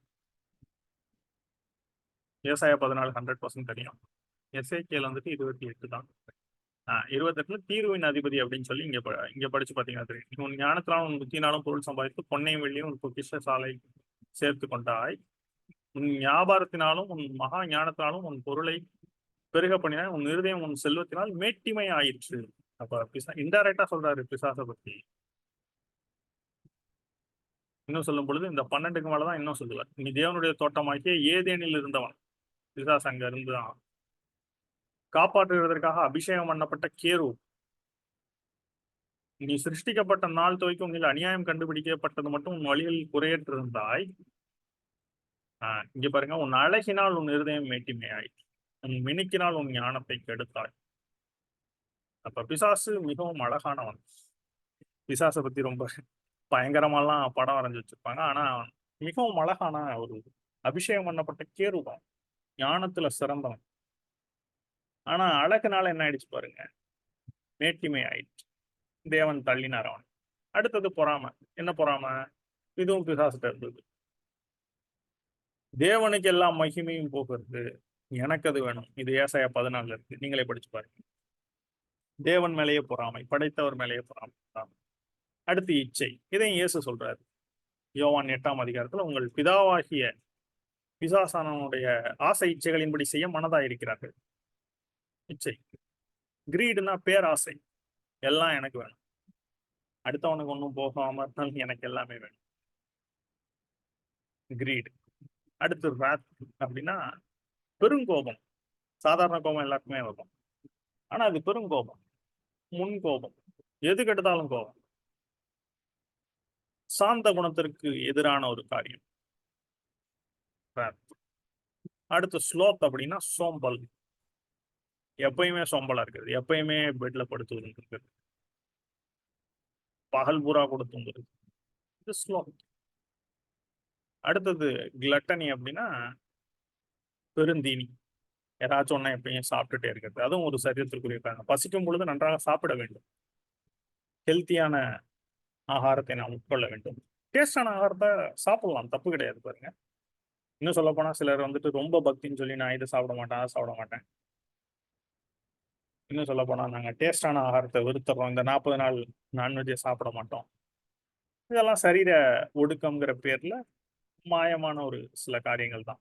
ஆனா இந்த இடத்துல கிளட்டனி அப்படிங்கிறது ஆப்போசிட். கிடைக்கிறதெல்லாம் சாப்பிடுறது, ஒரு வேறுபாடு இல்லாம. அப்ப பெருந்தீனியே ஒரு பாவமாக இருக்கிறது. இப்ப இந்த விஷயங்கள் ரொம்ப காமனான ஒரு விஷயங்கள் பாருங்க. இப்ப இந்த 7 விஷயங்கள்ல எல்லாருக்குள்ளயும் ஏதாவது ஒரு சில காரியங்கள் இருக்கும். இன்னும் சில பேர்ட்ட எல்லாமே இருக்கும். சில பேர்ட்ட சில காரியங்கள் கம்மியா இருக்கும். சில காரியங்கள் அதிகமா இருக்கும். ஆனா யாருமே என்ன சொல்ல முடியாதுன்னா, இந்த 7ல எதுவுமே என்கிட்ட சுத்தமா கிடையாதுன்னு யாருமே சொல்ல முடியாது. அப்படி சொன்னாங்கன்னா, அவர்கள் பொய்யர் என்று சொல்லி வேதம் சொல்கிறது. எங்க இருக்குன்னா 1 யோவான் 1:8ல.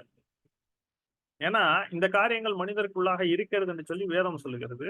நம்ம வந்துட்டு அத வந்துட்டு என்ட்ட இல்ல அப்படின்னு சொன்னோம்னா, வேதத்தை பொய்யாக்கிக்கிறோம். ஆ 1 யோவான் 1:8ல. இது 7மே எனக்கு இல்லன்னா நம்ம என்ன சொல்றோம்னா, நமக்கு பாவமே இல்லன்னு நம்ம சொல்ல வரோம். அப்ப பைபிள் என்ன சொல்லுதுன்னா, நமக்கு பாவம் இல்லை என்போமானால், நம்மை நாமே வஞ்சிக்கிறவர்களா இருப்போம். சத்தியம் நமக்குள் இராது. அப்படின்னா சத்தியம் இருக்காது. இன்னும் 10ஆம் வசனம் பாருங்க. நாம் பாவம் செய்யவில்லை என்போமானால், நாம் அவரை பொய்யராக்குகிறவர்களா இருப்போம். அவருடைய வார்த்தை நமக்குள் இராது. அப்படின்னா, நம்ம மட்டும் பொய் சொல்லல. ஆண்டவரே பொய்யர் அப்படிங்கிற ஒரு நிலைமைக்கு கொண்டு வரோம் நம்ம. அவருடைய வார்த்தையே நமக்குள்ள இருக்காது. இன்னும் சொல்லப்போனா, சிலர் என்ன சொல்றாங்கன்னா, இதெல்லாம் பிரைட் அப்படிங்கிறது ரொம்ப மனிதனுக்கு தேவையான விஷயம். அவன் பெருமை கொள்ள வேண்டும். அ அவனுடைய அச்சீவ்மெண்ட்ஸ பார்த்து. அது ஒரு ஹெல்த்தியான விஷயம் அப்படின்னு சொல்றாங்க. இல்ல பாருங்க. தேவன் நினைச்சாருன்னா, ஒரு செகண்ட்ல ஒரு மனிதன் எவ்வளவு பெரிய மனுஷனா இருந்தாலும் அவன கீழ கொண்டு வந்துருவாரு. அப்ப நம்மை உயர்த்துகிறவர் அவர்தான். அவருக்கு முதலாவதாக கனத்தையும் மகிமையும் கொடுக்கும் பொழுது அவர் உயர்த்துகிறார். இன்னும் சொல்லப்போனா இந்த காலகட்டங்கள்ல இந்த இவர்கள் அதாவது இந்த ஜூன் மாதத்த கூட இந்த ஓரின சேர்க்கையாளர்கள் அவர்களுடைய மாதமாக சொல்றாங்க. அதுக்கு பேரே பிரைடு. பெருமை. இது எங்களுக்கு பெருமைன்னு சொல்றாங்க. பிரைடு பேரட் ஊர்வலம் போறோம் அப்படிங்கிறது. அது தேவனுக்கு அருவருப்பான காரியங்களாக இருக்கிறது. அப்ப அதுதான் சொல்றாரு பாருங்க. இந்த 7 காரியங்களும். இது எல்லாவற்றையும் தேவன் என்ன பண்றாருன்னா வெறுக்கிறார். அவற்றை அருவருக்கிறார். ஏன்னா தேவனுடைய ஸ்டாண்டர்ட் ஒரே ஸ்டாண்டர்ட் தான். மனுஷருக்கு ஏத்த மாதிரி தேவன் தன்னை மாற்றிக்கொள்ள மாட்டார். அப்ப நீதிமொழிகள் 6:17 19ல இந்த காரியங்களுடைய வெளிப்பாடுகள் வெளியே எப்படி இது வெளிப்படும் அப்படின்னு சொல்லியிருக்காரு. படிக்கலாம் பாருங்க. நீதிமொழிகள் 6:16 6 காரியங்களை கர்த்தர் வெறுக்கிறார், 7ம் அவருக்கு அருவருப்பானவைகள். அதான் இந்த 7ம். அவையாவன மேட்டிமையான கண் பெருமை வந்துருச்சு பாருங்க. பொய் நாவு, குற்றமற்றவருடைய ரத்தம் சிந்தும் கை, துர்ராலோசனை பிணைக்கும் இருதயம், தீங்கு செய்வதற்கு விரைந்தோடும் கால், அபத்தம் பேசும் பொய் சாட்சி, சகோதரருக்குள்ளே விரோதத்தை உண்டு பண்ணுதல். அப்ப தேவன் வந்துட்டு இந்த காரியங்களோடு அவர் சேர்ந்து இருக்க முடியாது. God cannot align himself. Adjust பண்ண மாட்டார். இந்த உலகம் ஃபுல்லா இருக்க எல்லாருமே ஒரு விஷயத்த சொல்லி தேவன் அந்த விஷயத்தை தவறுன்னு சொன்னா அது தவறுதான். ஆக தேவனுடைய பார்வைக்கு இந்த காரியங்கள் வெறுக்கப்படத்தக்கதாக இருக்கிறது. ஆனா இந்த 7 பாவங்களுமே அதற்கான ரூட் வேர் என்ன அப்படின்னு பாத்தீங்கன்னா ஒரு விஷயத்துல தான் வரும். என்னன்னா அதுதான் அந்த பழைய சுபாவத்தினுடைய செல்ஃப், நான் என்று சொல்லப்படுகிற அந்த ஒரு காரியத்திலிருந்து வருகிறது. அதுதான் சுயநலம், சுயம், எனக்கு, என்னுடையது, நான் தான் அப்படிங்கிறதுல இந்த எல்லா விஷயமும் வந்துருப்பாரு.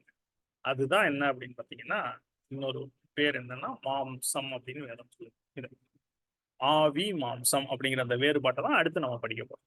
ஓகே, சரி. இப்ப இந்த மாம்சம் வந்துட்டு என்ன பண்ண முடியாதுன்னா தேவனை ஒரு காலத்திலும் அவரை பிரியப்படுத்த முடியாது. அது தேவனுக்கு விரோதமானது. அதுதான் ரோமர் 8ஆம் அதிகாரம் 7ஆம் வசனம் ரொம்ப தெளிவா சொல்லிட்டு ஃபாலோ பண்ணுது. ரோமர் 8ல ஆரம்பத்துல ஃபுல்லா மாம்சம், ஆவி இதை பத்தி தான் பேசியிருக்கோம். 6 பாருங்க. மாம்ச சிந்தை மரணம், ஆவியின் சிந்தையோ ஜீவனும் சமாதானம். எப்படி என்றால் மாம்ச சிந்தை தேவனுக்கு விரோதமான பகை. அது தேவனுடைய நியாய பிரமாணத்திற்கு கீழ்ப்படியாமலும் கீழ்ப்படிய கூடாமலும் இருக்கிறது. அப்படின்னா காட் ஸ்டாண்டர்ட்ஸ்க்கு வந்துட்டு நம்ம மாம்சம் வந்துட்டு நம்மளை ஒர்க் பண்ண விடாது. அவருக்கு கீழ்ப்படிய விடாமல் செயல்படுகிறது. அதனால அந்த flesh thoughts, mind of flesh, carnal mind என்னன்னா என்மிட்டி அகைன்ஸ்ட் காட், தேவனுக்கு விரோதமான ஒரு பகை. நல்லா கவனிங்க இந்த வசனத்தை. மாம்ச சிந்தை தேவனுக்கு விரோதமான பகை. அப்ப flesh and spirit are opposite. அப்ப எப்பயுமே மாம்சமும் ஆவியும் ஒன்றுக்கொன்று எதிரிடையாக இருக்கிறது அப்படின்னு கலாத்தியர்ல சொல்லப்பட்டது. அப்ப மாம்சம் அப்படின்னா நம்ம சரீரத்துக்கு ஏற்ற காரியங்கள், ஆவிங்கிறது தேவனுக்கு ஏற்ற காரியம். கலாத்தியர் 5:12 பாருங்க. மாம்சம் ஆவிக்கு விரோதமாகவும் ஆவி மாம்சத்துக்கு விரோதமாகவும் இச்சிக்கிறது. ரெண்டும் ஆப்போசிட். நீங்கள் செய்ய வேண்டும் என்றிருக்கிறவர்களை செய்யாதபடிக்கு இவர்கள் ஒன்றுக்கொன்று விரோதமா இருக்கிறது. அப்ப மாம்சம் ஒரு பக்கம் இருக்குது, ஆவி இன்னொரு பக்கம் இருக்குது. நடுப்புற ஆத்மா தான் நம்ம. அதுதான் சொல்றாரு, நீங்கள் செய்ய வேண்டும் என்று செய்யாதபடிக்கு இவைகள் ஒன்றுக்கொன்று விரோதமா இருக்கிறது. ஆனா மாம்சமும் நீங்கள் கிடையாது, ஆவியும் நீங்கள் கிடையாது. ஆனா நீங்கள்ங்கிறது ஆத்மா. அப்ப ஆத்மாவை மாம்சமும் ஆவியும் ஆப்போசிட் டைரக்ஷன்ல இழுக்கும் பொழுது ரொம்ப கஷ்டமா இருக்கு. அதனாலதான் அநேகர் சொல்றாங்க, எப்படி செஞ்சேனே தெரியல, இந்த தப்பை நான் பண்ணிட்டேன், செய்யக்கூடாதுன்னு நினைக்கிறேன், அதை செய்யறேன். இதுவும் ரோமர் 7ல் இருக்கு. நான் செய்ய வேண்டாம் என்று நினைக்கிறதே நான் செய்கிறேன். ஏன்? மாம்சம், அந்த சரீரம் வந்துட்டு இந்த ஓல்ட் நேச்சர் அது இருக்கு. இப்ப இந்த மாம்சம் என்ன பண்ணுதுன்னா நம்ம சரீரத்தை ப்ளீஸ் பண்ணணும் அப்படின்னு நினைக்கும்.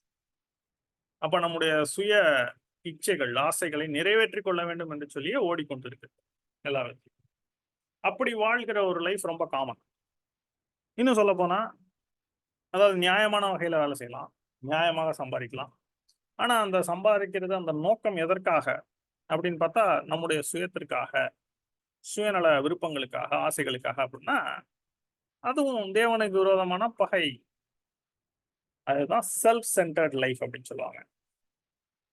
செல்ஃப் சென்டர்ட்னா நமக்காக, நாம், என்னுடையது, நான் தான் அப்படிங்கிறது தான் என்னுடைய நோக்கங்கள். என்னுடைய விருப்பம் தான் பெருசு. இது என் வாழ்க்கை, யார் என்னை கண்ட்ரோல் பண்றது? நான் ஏன் வேற ஒருத்தருடைய சொல்றதை கேட்கணும், அந்த அட்வைஸ் படி நான் நடக்கணும்? இது என் லைஃப், நான் முடிவு பண்ணுவேன், நீ யார் சொல்றதுக்கு? அப்படிங்கிறதெல்லாம் எதுல இருந்து வருது? செல்ஃப் சென்டர்னஸ் அவங்களுக்குள்ளாக இருக்கு. இப்ப ஆவி தேவனை பிரியப்படுத்த செய்கிறது, நோக்குகிறது, முயற்சிக்கிறது.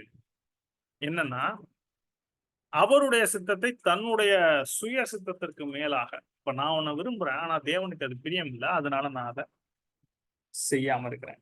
அது கஷ்டமா தான் இருக்குது, இருந்தாலும் அதை செய்யாம இருக்கிறேன் அப்படிங்கிறது தான் கிரைஸ்ட் சென்டர்டு. ஏன் கிரைஸ்ட் சென்டர்ட் அப்படின்னு சொல்றாங்க? ஏன்னா இயேசு இதை செய்தார். எங்க செஞ்சார்னா, அவர் சிலுவைக்கு போறதுக்கு முன்பாக காலம் கருதி நான் அதை எடுக்கல. லூக்கா 22:42 அப்ப கெத்செமனேல ஜெபம் பண்றாரு. என்ன ஜெபம் பண்றாரு? இந்த பாத்திரம் என்னை விட்டு நீங்க கூடுமானால் நீங்கும்படி செய்யும். அப்படின்னா அவருடைய சித்தம் என்ன? அந்த இடத்துல அந்த பாத்திரம் அவரை விட்டு கடந்து போகணும், நான் சிலுவைக்கு போகக்கூடாதுங்கிறது அந்த இடத்துல அவருடைய சித்தம். அவருடைய மாம்சம் அதை வாஞ்சிக்கிறது. ஆனா அங்க இன்னொரு வார்த்தை என்ன சொன்னார்னா, அடுத்து என் சித்தம் அல்ல உன் சித்தத்தின்படியே செய்யுங்கிறப்பதான் ஆதாம் செய்த அந்த ஒரு பாவத்தை இயேசு மேற்கொள்கிறார். அப்ப உங்களுக்கு புரியுதா? அப்ப தன்னுடைய தேவனுடைய சித்தத்தை தன் சித்தத்திற்கு மேலாக அவர் கொண்டு வந்து தேவனுக்கு பரிபூர்ணமாக கீழ்ப்படுகிறது தான் என்ன அப்படின்னு பாத்தீங்கன்னா கிரைஸ்ட் சென்டர்ட் லைஃப். நாமும் கிறிஸ்துவை பின்பற்றும் பொழுது, அது போல வாழும் பொழுது நம்ம செல்ஃப் சென்டர்டாக அல்ல, மாறாக கிறிஸ்துவின் வழியிலே நடக்கும் பொழுது தேவனை பிரியப்படுத்துகிறோம். அப்ப புரியுதா உங்களுக்கு? இயேசு எங்கேயுமே எந்த ஒரு இடத்துலையும் அவருடைய சுய சித்தத்தை நிறைவேற்றவில்லை, தேவனுடைய சித்தத்தை செய்தார். எல்லா இடத்துலையும் ஈச் டே இன் டே அவுட் தேவனுக்கு என்ன பிரியமோ அதை மட்டும்தான் செஞ்சார். நான் எப்பொழுதும் அவருக்கு பிரியமானவைகளை செய்கிறபடியால் பிதா என்னை தனியே இருக்க விடவில்லை அப்படின்னு சொல்றாரு. ஆக இந்த ஓல்டு நேச்சர், நமக்குள்ளாக இருக்கிற ஓல்டு நேச்சர், நம்முடைய சுய விருப்பங்கள், சுய வாஞ்சைகள், சித்தத்தை சரீர பிரகாரமாக கம்ஃபர்டபுளாக எப்படி வாழணும்னு சொல்லி நம்மளை இயக்கி கொண்டு இருக்கிறது. ஓகே, இப்போ அடுத்தது இந்த மாம்சம் மாத்திரம் பார்த்துட்டோம். அடுத்து இந்த உலகத்தையும் சேர்த்து பார்க்க போறோம். Flush and world. இந்த மாம்சம் உலகம் ஒன்றோடு ஒன்று சம்பந்தப்பட்டதாக இருக்கிறது எல்லா இடத்துலையும். திரும்பவும் சொல்றேன் இந்த பாயிண்ட. ஆதாம் தன்னுடைய அதிகாரத்தை, பூமியின் மேல இருக்க அதிகாரத்தை வந்துட்டான். டெவில் என்ன பண்றான்னா, இந்த பிசாசு வந்துட்டு இந்த பூமிக்கு மேலாக நாம் காணக்கூடிய இந்த உலகம் என்கிற காரியத்தை அவன் உருவாக்குகிறான். அப்ப உலகத்தை ஆண்டவர் உண்டாக்கலன்னா மெட்டீரியலிஸ்டிக் வேர்ல்ட வந்துட்டு ஆண்டவர் வந்துட்டு உருவாக்கணும். இந்த மாயையான காரியத்தை உருவாக்கல. ஆனா மாயைக்கு கீழ்ப்படுத்தி வைத்திருக்கிறாராம். அப்ப டெவிலுக்கு அதிகாரம் ஆண்டவர் கொடுத்து வச்சிருக்கிறார். ஒரு டைம் வர வரைக்கும் அது ஓகே இருக்கட்டும் சொல்லி.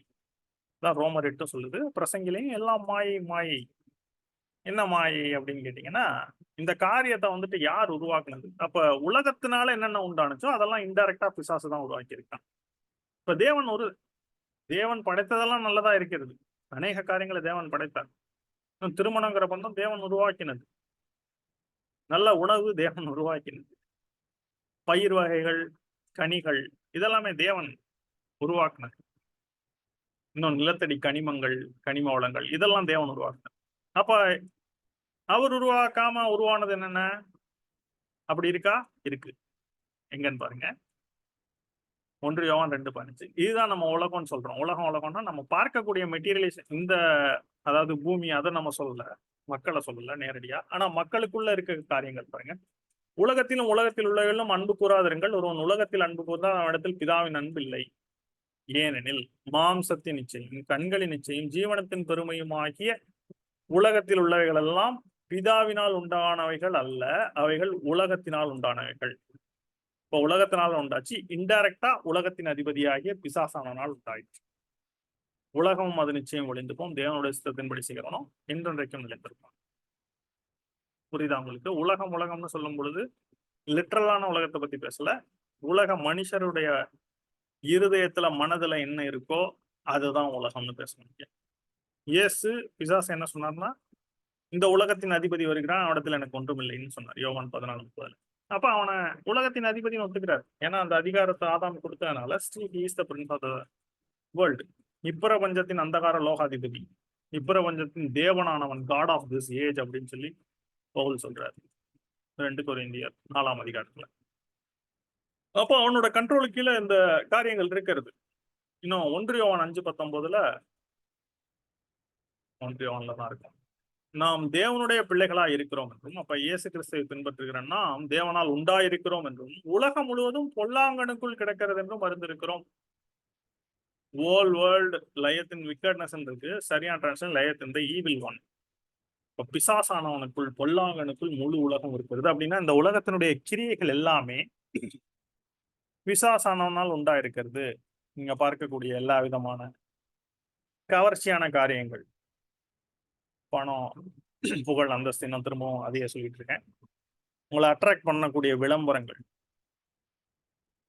இன்னும் பினான்சஸ், இன்னும் எல்லா விதத்திலையும் எப்படி பணம் சம்பாதிக்கலாங்கிறது தான் குறிக்கோளாக இருக்கிறது மனிதர்களுக்கு. மற்றும் அரசியல், மதம், பாலிடிக்ஸ், ரிலிஜன் மூலமாக பிசாசானவன் இந்த உலகத்தை, இந்த மாயான உலகத்தை அவன் கண்ட்ரோல் பண்ணி. ஓகே, இப்ப உலகத்திலிருந்து இயேசு என்ன பண்றாருன்னா நம்மளை பிரிச்சு எடுத்துட்டாரு. அவருடைய சீஷர்ட்ட அதான் சொல்றாரு பாருங்க. ரொம்ப அற்புதமான ஒரு பகுதி. யோவான் 15ஆம் அதிகாரத்துல சீஷர்களுக்கும் அவருக்கும் இருக்கக்கூடிய அந்த உறவு, இன்னும் ஆவியானவரை பத்தியும் அதிகமா சொல்றாரு. என்ன சொல்றாரு பாருங்க. உலகம் உங்களை பயத்தால் அது உங்களை பயக்கிறதற்கு முன்னே என்னை பயத்தது என்று அறியுங்கள். என்ன எப்படி சொல்லியிருக்காரு அப்படின்னு கேட்கலாம் நீங்க. தேவன் உலகத்தின் மீது அன்பு கூர்ந்தார் அப்படின்னு சொல்லியிருக்க ஒரு இடத்துல. இவ்வளவாய் தேவன் உலகத்தின் மீது அன்பு கூர்ந்தார். இப்ப தேவன் உலகத்தின் மீது அன்பு கூர்ந்தார் அப்படின்னா அந்த இடத்துல எதை பத்தினா உலகத்தில் இருக்கக்கூடிய ஜனங்கள் மீது, மக்கள் மீது தேவன் அன்பு கூறுகிறார். ஆனா அன்பு கூர்ந்து என்ன பண்ணார்னா, தேவன் தம்முடைய ஒரே பேரான குமாரனை விசுவாசிக்கிறவனையோனோ அவன் கெட்டழிந்து போகாமல், அவன் கெட்டு போகாமல் நித்திய ஜீவனை அடையும்படி. அப்ப குமாரனை விசுவாசிக்கிறவங்க கெட்டு போகாமல், அதற்காக தன்னுடைய குமாரனை உலகத்தில் அனுப்பினார். இந்த அளவுக்கு தேவன் உலகத்தில் அன்பு கூர்ந்தார்னா உலக மக்கள் மீது அன்பு கூர்ந்து தம்முடைய குமாரனை கொடுக்கிறார். அவரை ரட்சிக்க வேண்டும் என்று விருப்பம் கொண்டவராக இருக்கிறார். தேவன் அன்பாகவே இருக்கிறார். அப்ப மக்களை ரட்சிக்க வேண்டும் என்று சொல்லிதான் அன்பு கூர்றார், குமாரனை கொடுக்கிறார். ஆனா மக்கள் என்ன பண்றாங்களாம்? நிறைய பேர், அநேகர் அதை ஏற்றுக்கல. ஏன்னா ஒளியானது அல்லது இயேசுவானது உலகத்திலே வந்திருந்தாலும், இயேசுவானவர் உலகத்திலே வந்திருந்தும், அப்ப ஒளியானது உலகத்திலே வந்திருந்தும் மனுஷருடைய கிரியைகள் பொல்லாதவர்களா இருக்கிறபடினால், பீப்புள் ஆர் பேட். அவங்க என்ன பண்றாங்க? ஒளியை பார்க்கிலும் இருளை விரும்புகிறதே அந்த ஆக்கினை தீர்ப்புக்கு காரணமா இருக்கிறது. அப்ப மனிதர்கள் என்ன பண்ணலாம்? ஒளியை விரும்பல, இருளை விரும்புறாங்க. ஏன்னா பேசிக்கலி பீப்புள் ஆர் பேட். அவங்களுக்கு நல்லது சொன்னாலும் அவங்களுக்கு நல்லது பின்பற்ற தோணல. அவங்க வந்துட்டு என்னதான் வேணுமா, அவங்களுக்கு பேட் திங்ஸ் தான் வேணும். ஏன்னா தே ஆர் கரப்டட் ஆல்ரெடி. அதுதான் அந்த ஆக்கினை தீர்ப்புக்கே காரணம். அப்ப ஆக்கினை தீர்ப்பு இல்லைன்னு யாராச்சும் சொன்னாங்கன்னா, இந்த ஒரு வசனத்தை மட்டும் வச்சுக்கிட்டு, என்ன உலகத்தை ஆக்கினைக்குள்ளாதீரும்படி தேவன் தம்முடைய குமாரனை உலகத்தில் அனுப்பாமல் அவராலே உலகம் ரட்சிக்கப்படுவதற்காக அவர் அனுப்பினார் அப்படின்னு இந்த வசனத்தை மட்டும் எடுத்துட்டு சிலர் என்ன பண்ணுவாங்க, கள்ள போதகர்கள் ஆக்கினை தீர்ப்பே கிடையாதுப்பாங்க. அடுத்த வசனத்தை நீங்க படிச்சீங்கன்னா தெளிவா தெரியும். ஆக்கினை தீர்ப்புக்கு உட்பட்ட ஆயிற்று விசுவாசிக்காதவர்கள்னு இருக்கு. அப்ப எல்லாத்தையும் படிக்கணும். ஒரு வசனத்தை மட்டும் அவுட் ஆஃப் கான்டெக்ட்ல எடுத்துக்கூடாது. சரி, ஓகே, ரைட். இப்ப யோவான் 7ல இயேசு தம்முடைய சகோதரர்கள்ட்ட பேசுற, சீஷர்கள்ட்ட இல்ல, சகோதரர்கள்ட்ட, கூட பிறந்தவங்கள்ட்ட. அவங்க இயேசுவை விசுவாசிக்கல.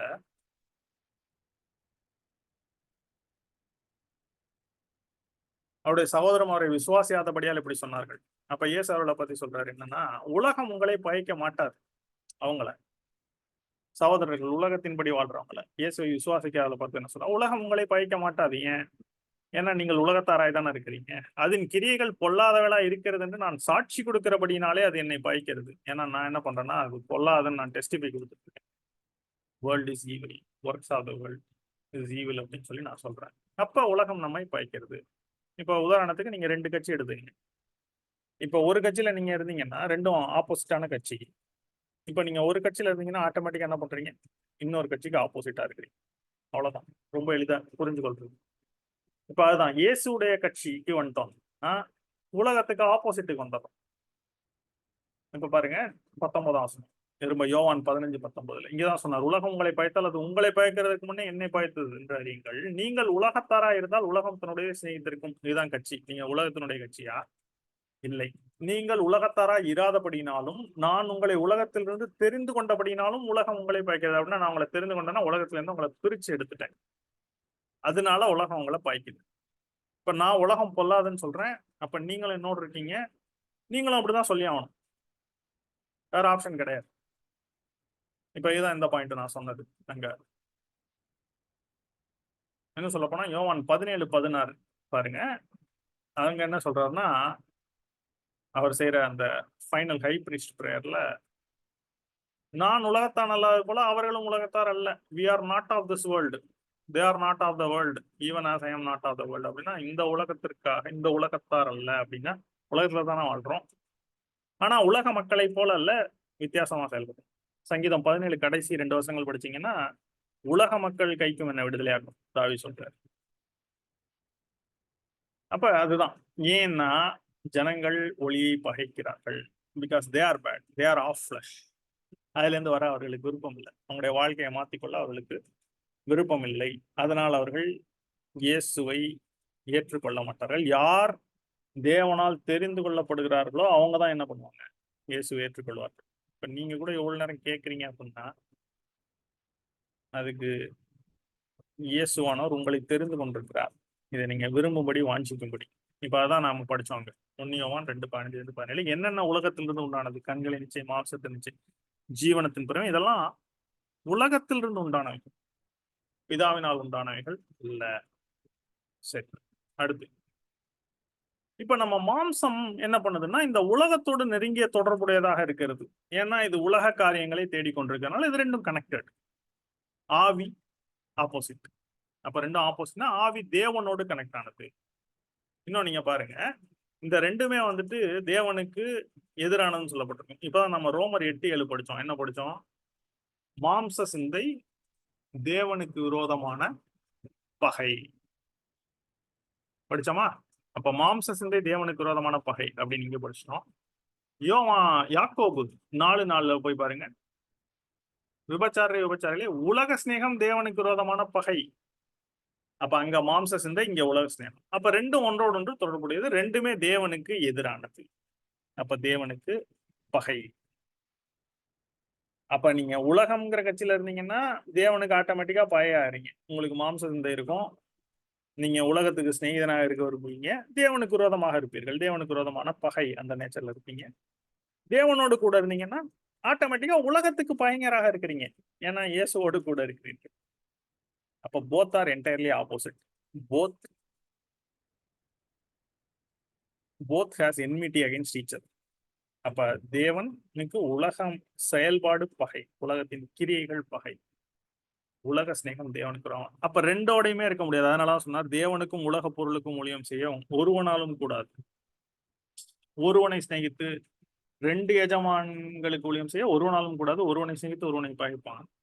அப்ப ஆட்டோமேட்டிக்கா உலகத்துக்கு சிநேகிதனாக இருக்கிறோம்னா தேவனை பகைக்கிறோம். இயேசுவோடு கூட வந்துட்டோம் அப்படின்னா உலகம் நம்மை பகைக்கிறது. Straight forward. தேவனுக்கும் உலக பொருளுக்கும் ஊழியம் செய்ய உங்களால் கூடாது சொல்லிட்டாரு. அப்ப உலக பொருள்னா உலக பொருளையே போக்கஸா வச்சு அதையே தேடுற, அது தேவைதான் நமக்கு. தவறாக நினைத்துக் கொள்ளாதீர்கள். பணம் தேவை, பணமும் எல்லாவற்றுக்கும் உதவும்னு சொல்லி பிரசங்கில சொல்லியிருக்கு. அது அவசியம்தான். இன்னும் ஒரு சில வசதிகள் நமக்கு தேவைதான். நல்ல படிப்பு தேவைதான், நல்ல எதிர்காலம் தேவைதான். ஆனா இது மாத்திரமே என்று சொன்னால் அதுதான் உலக பொருள். தேவனுக்கும் உலக பொருள் ரெண்டுத்துக்குமே ஊழியம் செய்ய உங்களால் கூடாது. சரி, அப்ப ஃபிளஷ் எக்ஸ்பெக்ட்ஸ் வேர்ல்ட்லி திங்ஸ். மாம்சம் உலக காரியங்களை வாஞ்சித்துக் கொண்டிருக்கிறது. ஆப்போசிட்டா ஆவி தேவனுடைய காரியங்களை வாஞ்சித்துக் கொண்டே இருக்கிறது. இந்த ரோமர் 8:1-8 நீங்க படிச்சீங்கன்னா, மாம்சத்துக்குட்பட்டவர்கள் மாம்சத்துக்குட்பட்டவர்கள் மாம்சத்துக்குரியவர்களை சிந்திக்கிறார்கள், தேவனுக்குட்பட்டவர்கள் ஆவிக்குட்பட்டவர்கள் ஆவிக்குரியவர்களை சிந்திக்கிறார்கள். அப்ப மாம்சமும் ஆவியும் ஆப்போசிட். இது நல்லா டீட்டெயிலா இருக்கும், படிச்சா டைம் ஆகும். அதனால நீங்க இதை சிந்திச்சு பாருங்க. இப்ப கடைசி ஸ்லைடுக்கு வந்துட்டோம். இப்ப பழைய மனுஷனும் புதிய மனுஷனும் என்கிற ஒரு காரியம். அப்ப பழைய மனுஷன் அப்படிங்கிறது என்னன்னா, இந்த இதை புரிஞ்சுக்கிறதுக்கு தான் வந்தோம். புதிய சிருஷ்டியை புரிஞ்சுக்கணும்னா பழைய மனுஷனை புரிஞ்சுக்கணும். இப்ப ஓரளவு நல்லா புரிஞ்சிருக்கோம். இப்ப இந்த வசனங்கள் எல்லாத்துலயும் பாத்தீங்கன்னா இதை பத்தி டீட்டெயிலா சொல்லியிருக்கோம். இப்ப என்னன்னா, இந்த கொஞ்சம் நேரம் அதிகமானதுனால இந்த வசனங்களுக்குள்ள ஆழமா போய் கொஞ்சம் போதிக்கணும். ஆனா அதை நான் இப்ப ஸ்கிப் பண்றேன். அடுத்த பாகத்துல முதல் ஸ்லைடாவே இதை வச்சுட்டு நம்ம ஃபர்தரா போகணும். சரி, இப்ப எபேசியர் 4:17-21 என்ன சொல்லணும்னா, பழைய மனுஷனை களைந்து போட்டு புதிய மனுஷனை தரித்துக் கொள்ளுங்கள். அப்ப அதை குயிக்கா காமிச்சிடுறேன், ஆனா டீட்டெயில் போதனைக்குள்ள போலாம். அப்ப இந்த 17-19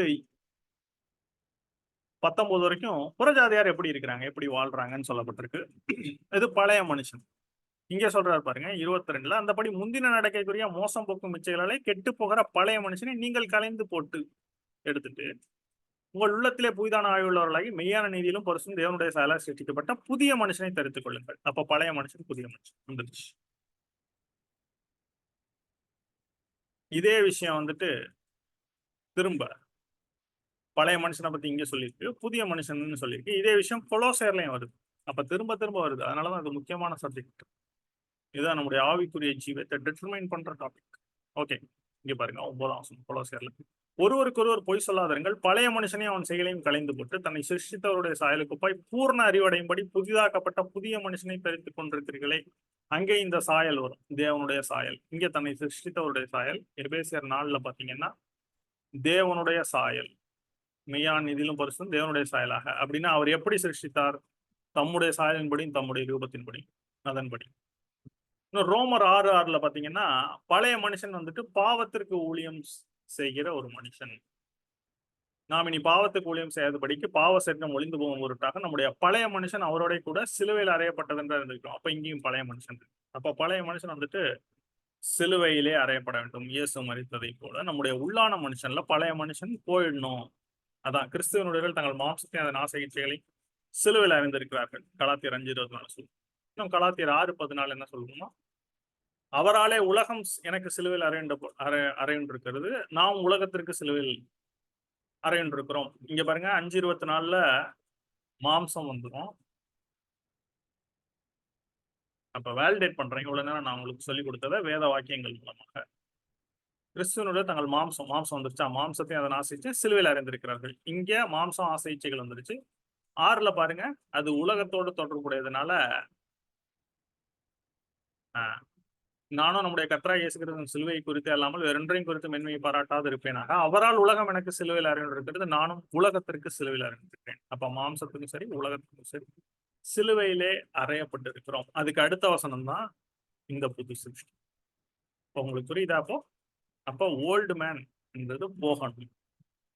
அப்ப இயேசு கிறிஸ்துவை பின்பற்றுகிறவர்கள், அவரை விசுவாசிக்கிறவர்கள், அவங்களுக்கு என்ன சொல்லியிருக்கார் பவுல் அப்போஸ்தலன் அல்லது பவுல் மூலமாக ஆவியானவர் சொல்றாருன்னா, பழைய மனுஷனை நீங்க களைஞ்சு போட்டுட்டு புது மனுஷனை நீங்க தரித்துக் கொள்ளுங்கள். இப்ப ஒரு ட்ரெஸ்ஸை வந்துட்டு நம்ம கழட்டி போட்டு இன்னொரு புது ட்ரெஸ் எடுத்து போட்டுக்கிற மாதிரி, அப்ப அந்த ரெஸ்பான்சிபிலிட்டி நமக்கு கொடுக்கப்பட்டிருக்கு. இப்ப இந்த புதிய மனுஷன் அப்படிங்கிறது புதிதாக பிறந்து வளருகிற ஒரு குழந்தையை போல, எப்படி ஒரு குழந்தை பிறந்து வளர்ந்து ஒரு சிறுவனாகி அடுத்து ஒரு முதிர்ச்சியான ஒரு மனிதனாகிறதோ, வாலிபனாகி அடுத்து மனிதனாகிறதோ, அதை போலதான் இந்த புதிய சிருஷ்டியும் வளர வேண்டும், உருவாகி. அப்ப like that this new man also has many steps to go through. ஒவ்வொரு படியாக பல்வேறு படிகளாக போக வேண்டும். ஏன்னா இது ஓவர் நைட்ல நடக்கிற விஷயம் கிடையாது. ஏன்னா பழைய மனுஷன் நம்ம ஈஸியா சொல்லிட்டோம், களைஞ்சு போட்டு புது மனுஷனை போட்டுக்கப்பான்ட்டு. ஆனா இந்த சரீரம் பழைய சரீரமா தான் இருக்கு. உள்ளான மனுஷனை மாற்றப்பட்டிருந்தாலும் இந்த சரீரம் ஸ்டில் விழுந்து போன நிலைமையில தான் இருக்கு. சரீர மீட்புங்கிறது கடைசியில தான் வரும்னு ரோமர் 8 சொல்லுது. அதுதான் நாம் மரணத்திற்கு பின்பு பெறப்போகிற சரம், அல்லது இயேசு வரும் பொழுது நாம் மறுரூபம் அடையும் பொழுது பெற்றுக்கொள்ளுகிற மறுரூப சரீரம். அதாவது ஜென்ம சரீரம், ஆவிக்குரிய சரீரம். அதுதான் ஆவிக்குரிய சரீரம், வானத்திற்குரிய மெய். ஆனா அதுக்கு முன்னாடி இந்த பூமியில நம்ம வாழும் பொழுது பல்வேறு steps, many steps to go through இந்த புதிய மனுஷன்ல. அது இந்த லைஃப் ஃபுல்லா நடக்கிற ப்ராசஸ், ஓவர் நைட்ல வராது. இன்னும் சொல்ல போனா பல முறை வந்துட்டு என்ன நடக்கும்னா, பாவ சோதனைகள்ல விழுந்து விழுந்து எழுந்து போகக்கூடிய நிலைமைகள் வரும் இந்த வாழ்க்கையில. ஏன்னா இந்த சரீரம் ஓல்டு, அது இப்பைக்கு மாறாது, அது ஃபுல்லா மறிக்கிற வரைக்கும் நம்மளோட தான் இருக்கும். ஆனா உள்ளான மனுஷன்ல எப்படி இந்த சரீரத்தை மேற்கொள்வது, கண்ட்ரோல் பண்றது. இப்ப உதாரணத்துக்கு போன ஸ்டடியில நம்ம பார்த்த ஆசரிப்பு கூடாரத்துல ஜனங்கள் இந்த பிரகாரத்துக்கு வந்துட்டு அவர்கள் திரும்புகிறார்கள். ஆனா ஆசாரியர்கள் அதற்குள்ளாக ஊழியம் செய்கிறார்கள். அப்ப ஜனங்கள் வந்துட்டு ஆசரிப்பு கூடாரத்துல வரும் பொழுது முதல்ல இருக்கிறது பலிபீடம், அடுத்து தண்ணீர் தொட்டி, அடுத்து கூடாரம். ஆசாரியர்களுக்கு கூடாரத்திற்குள்ள ஆக்சஸ், மகா பிரதான ஆசாரியனுக்கு பிரதான ஆசாரியனுக்கு மகா பரிசுத்தலத்துக்குள்ள வருஷத்துக்கு ஒரு முறை ஆக்சஸ். அப்ப இது ஒரு ஜேர்னி. பிரகாரத்துல கேட்ல, அவருடைய கோட்டையாடோட கேட் அப்படின்னு சொல்லுவாங்க, பிரகாரத்துடைய வாசல்ல இருந்து மகா பரிசுத்தலம் வரைக்கும் போற அந்த ஜேர்னி, அந்த ஒரு லைஃப் தான் இந்த நியூ கிரியேஷன் லைஃப். அப்ப அந்த journey should begin by entering the court. முதல்ல அந்த வாசலுக்குள்ள வரும். அப்படின்னா ஆவிக்குரியத்துல என்ன அர்த்தம்? இது போன பைபிள் ஸ்டடி. அப்ப ஃபர்ஸ்ட் ஸ்டெப் என்ன அப்படின்னு பாத்தீங்கன்னா, கிருபையினாலே விசுவாசத்தை கொண்டு ரட்சிக்கப்பட்டீர்கள். அப்ப ரட்சிப்பு தான் அந்த முதல் ஸ்டெப். அடுத்தது சுவிசேஷத்தை கேட்டு ரட்சிப்படைவது. அப்ப இந்த ஃபர்ஸ்ட் ஸ்டெப்புக்குள்ள எப்ப போறோம்னா அடுத்த பார்ட் 2ல நம்ம போறோம். ஆகவே இப்பொழுது இது உங்களுக்கு பிரயோஜனமா இருக்கும்னு நினைக்கிறேன். இந்த ஒரு பகுதிகளில் இன்னும் அநேக சத்தியங்களை நம்ம கொஞ்சம் ஆழமா தியானிக்க வேண்டி இருக்கு. கர்த்தருக்கு சித்தமானால் அடுத்த ஒரு ஸ்டடியில இந்த ஒரு சில வசனங்களை இன்னும் கொஞ்சம் ஆழமா பார்த்துட்டு இதற்குள்ளாக போகலாம். இப்பொழுதும் பொறுமையாக கேட்டவங்கள் அனைவரையும் கர்த்தர் தாமே ஆசீர்வதிப்பாராக. நம்முடைய கர்த்தராகிய இயேசு கிறிஸ்துவின் கிருபை உங்கள் அனைவரோடும் கூட இருப்பதாக. ஆமென்.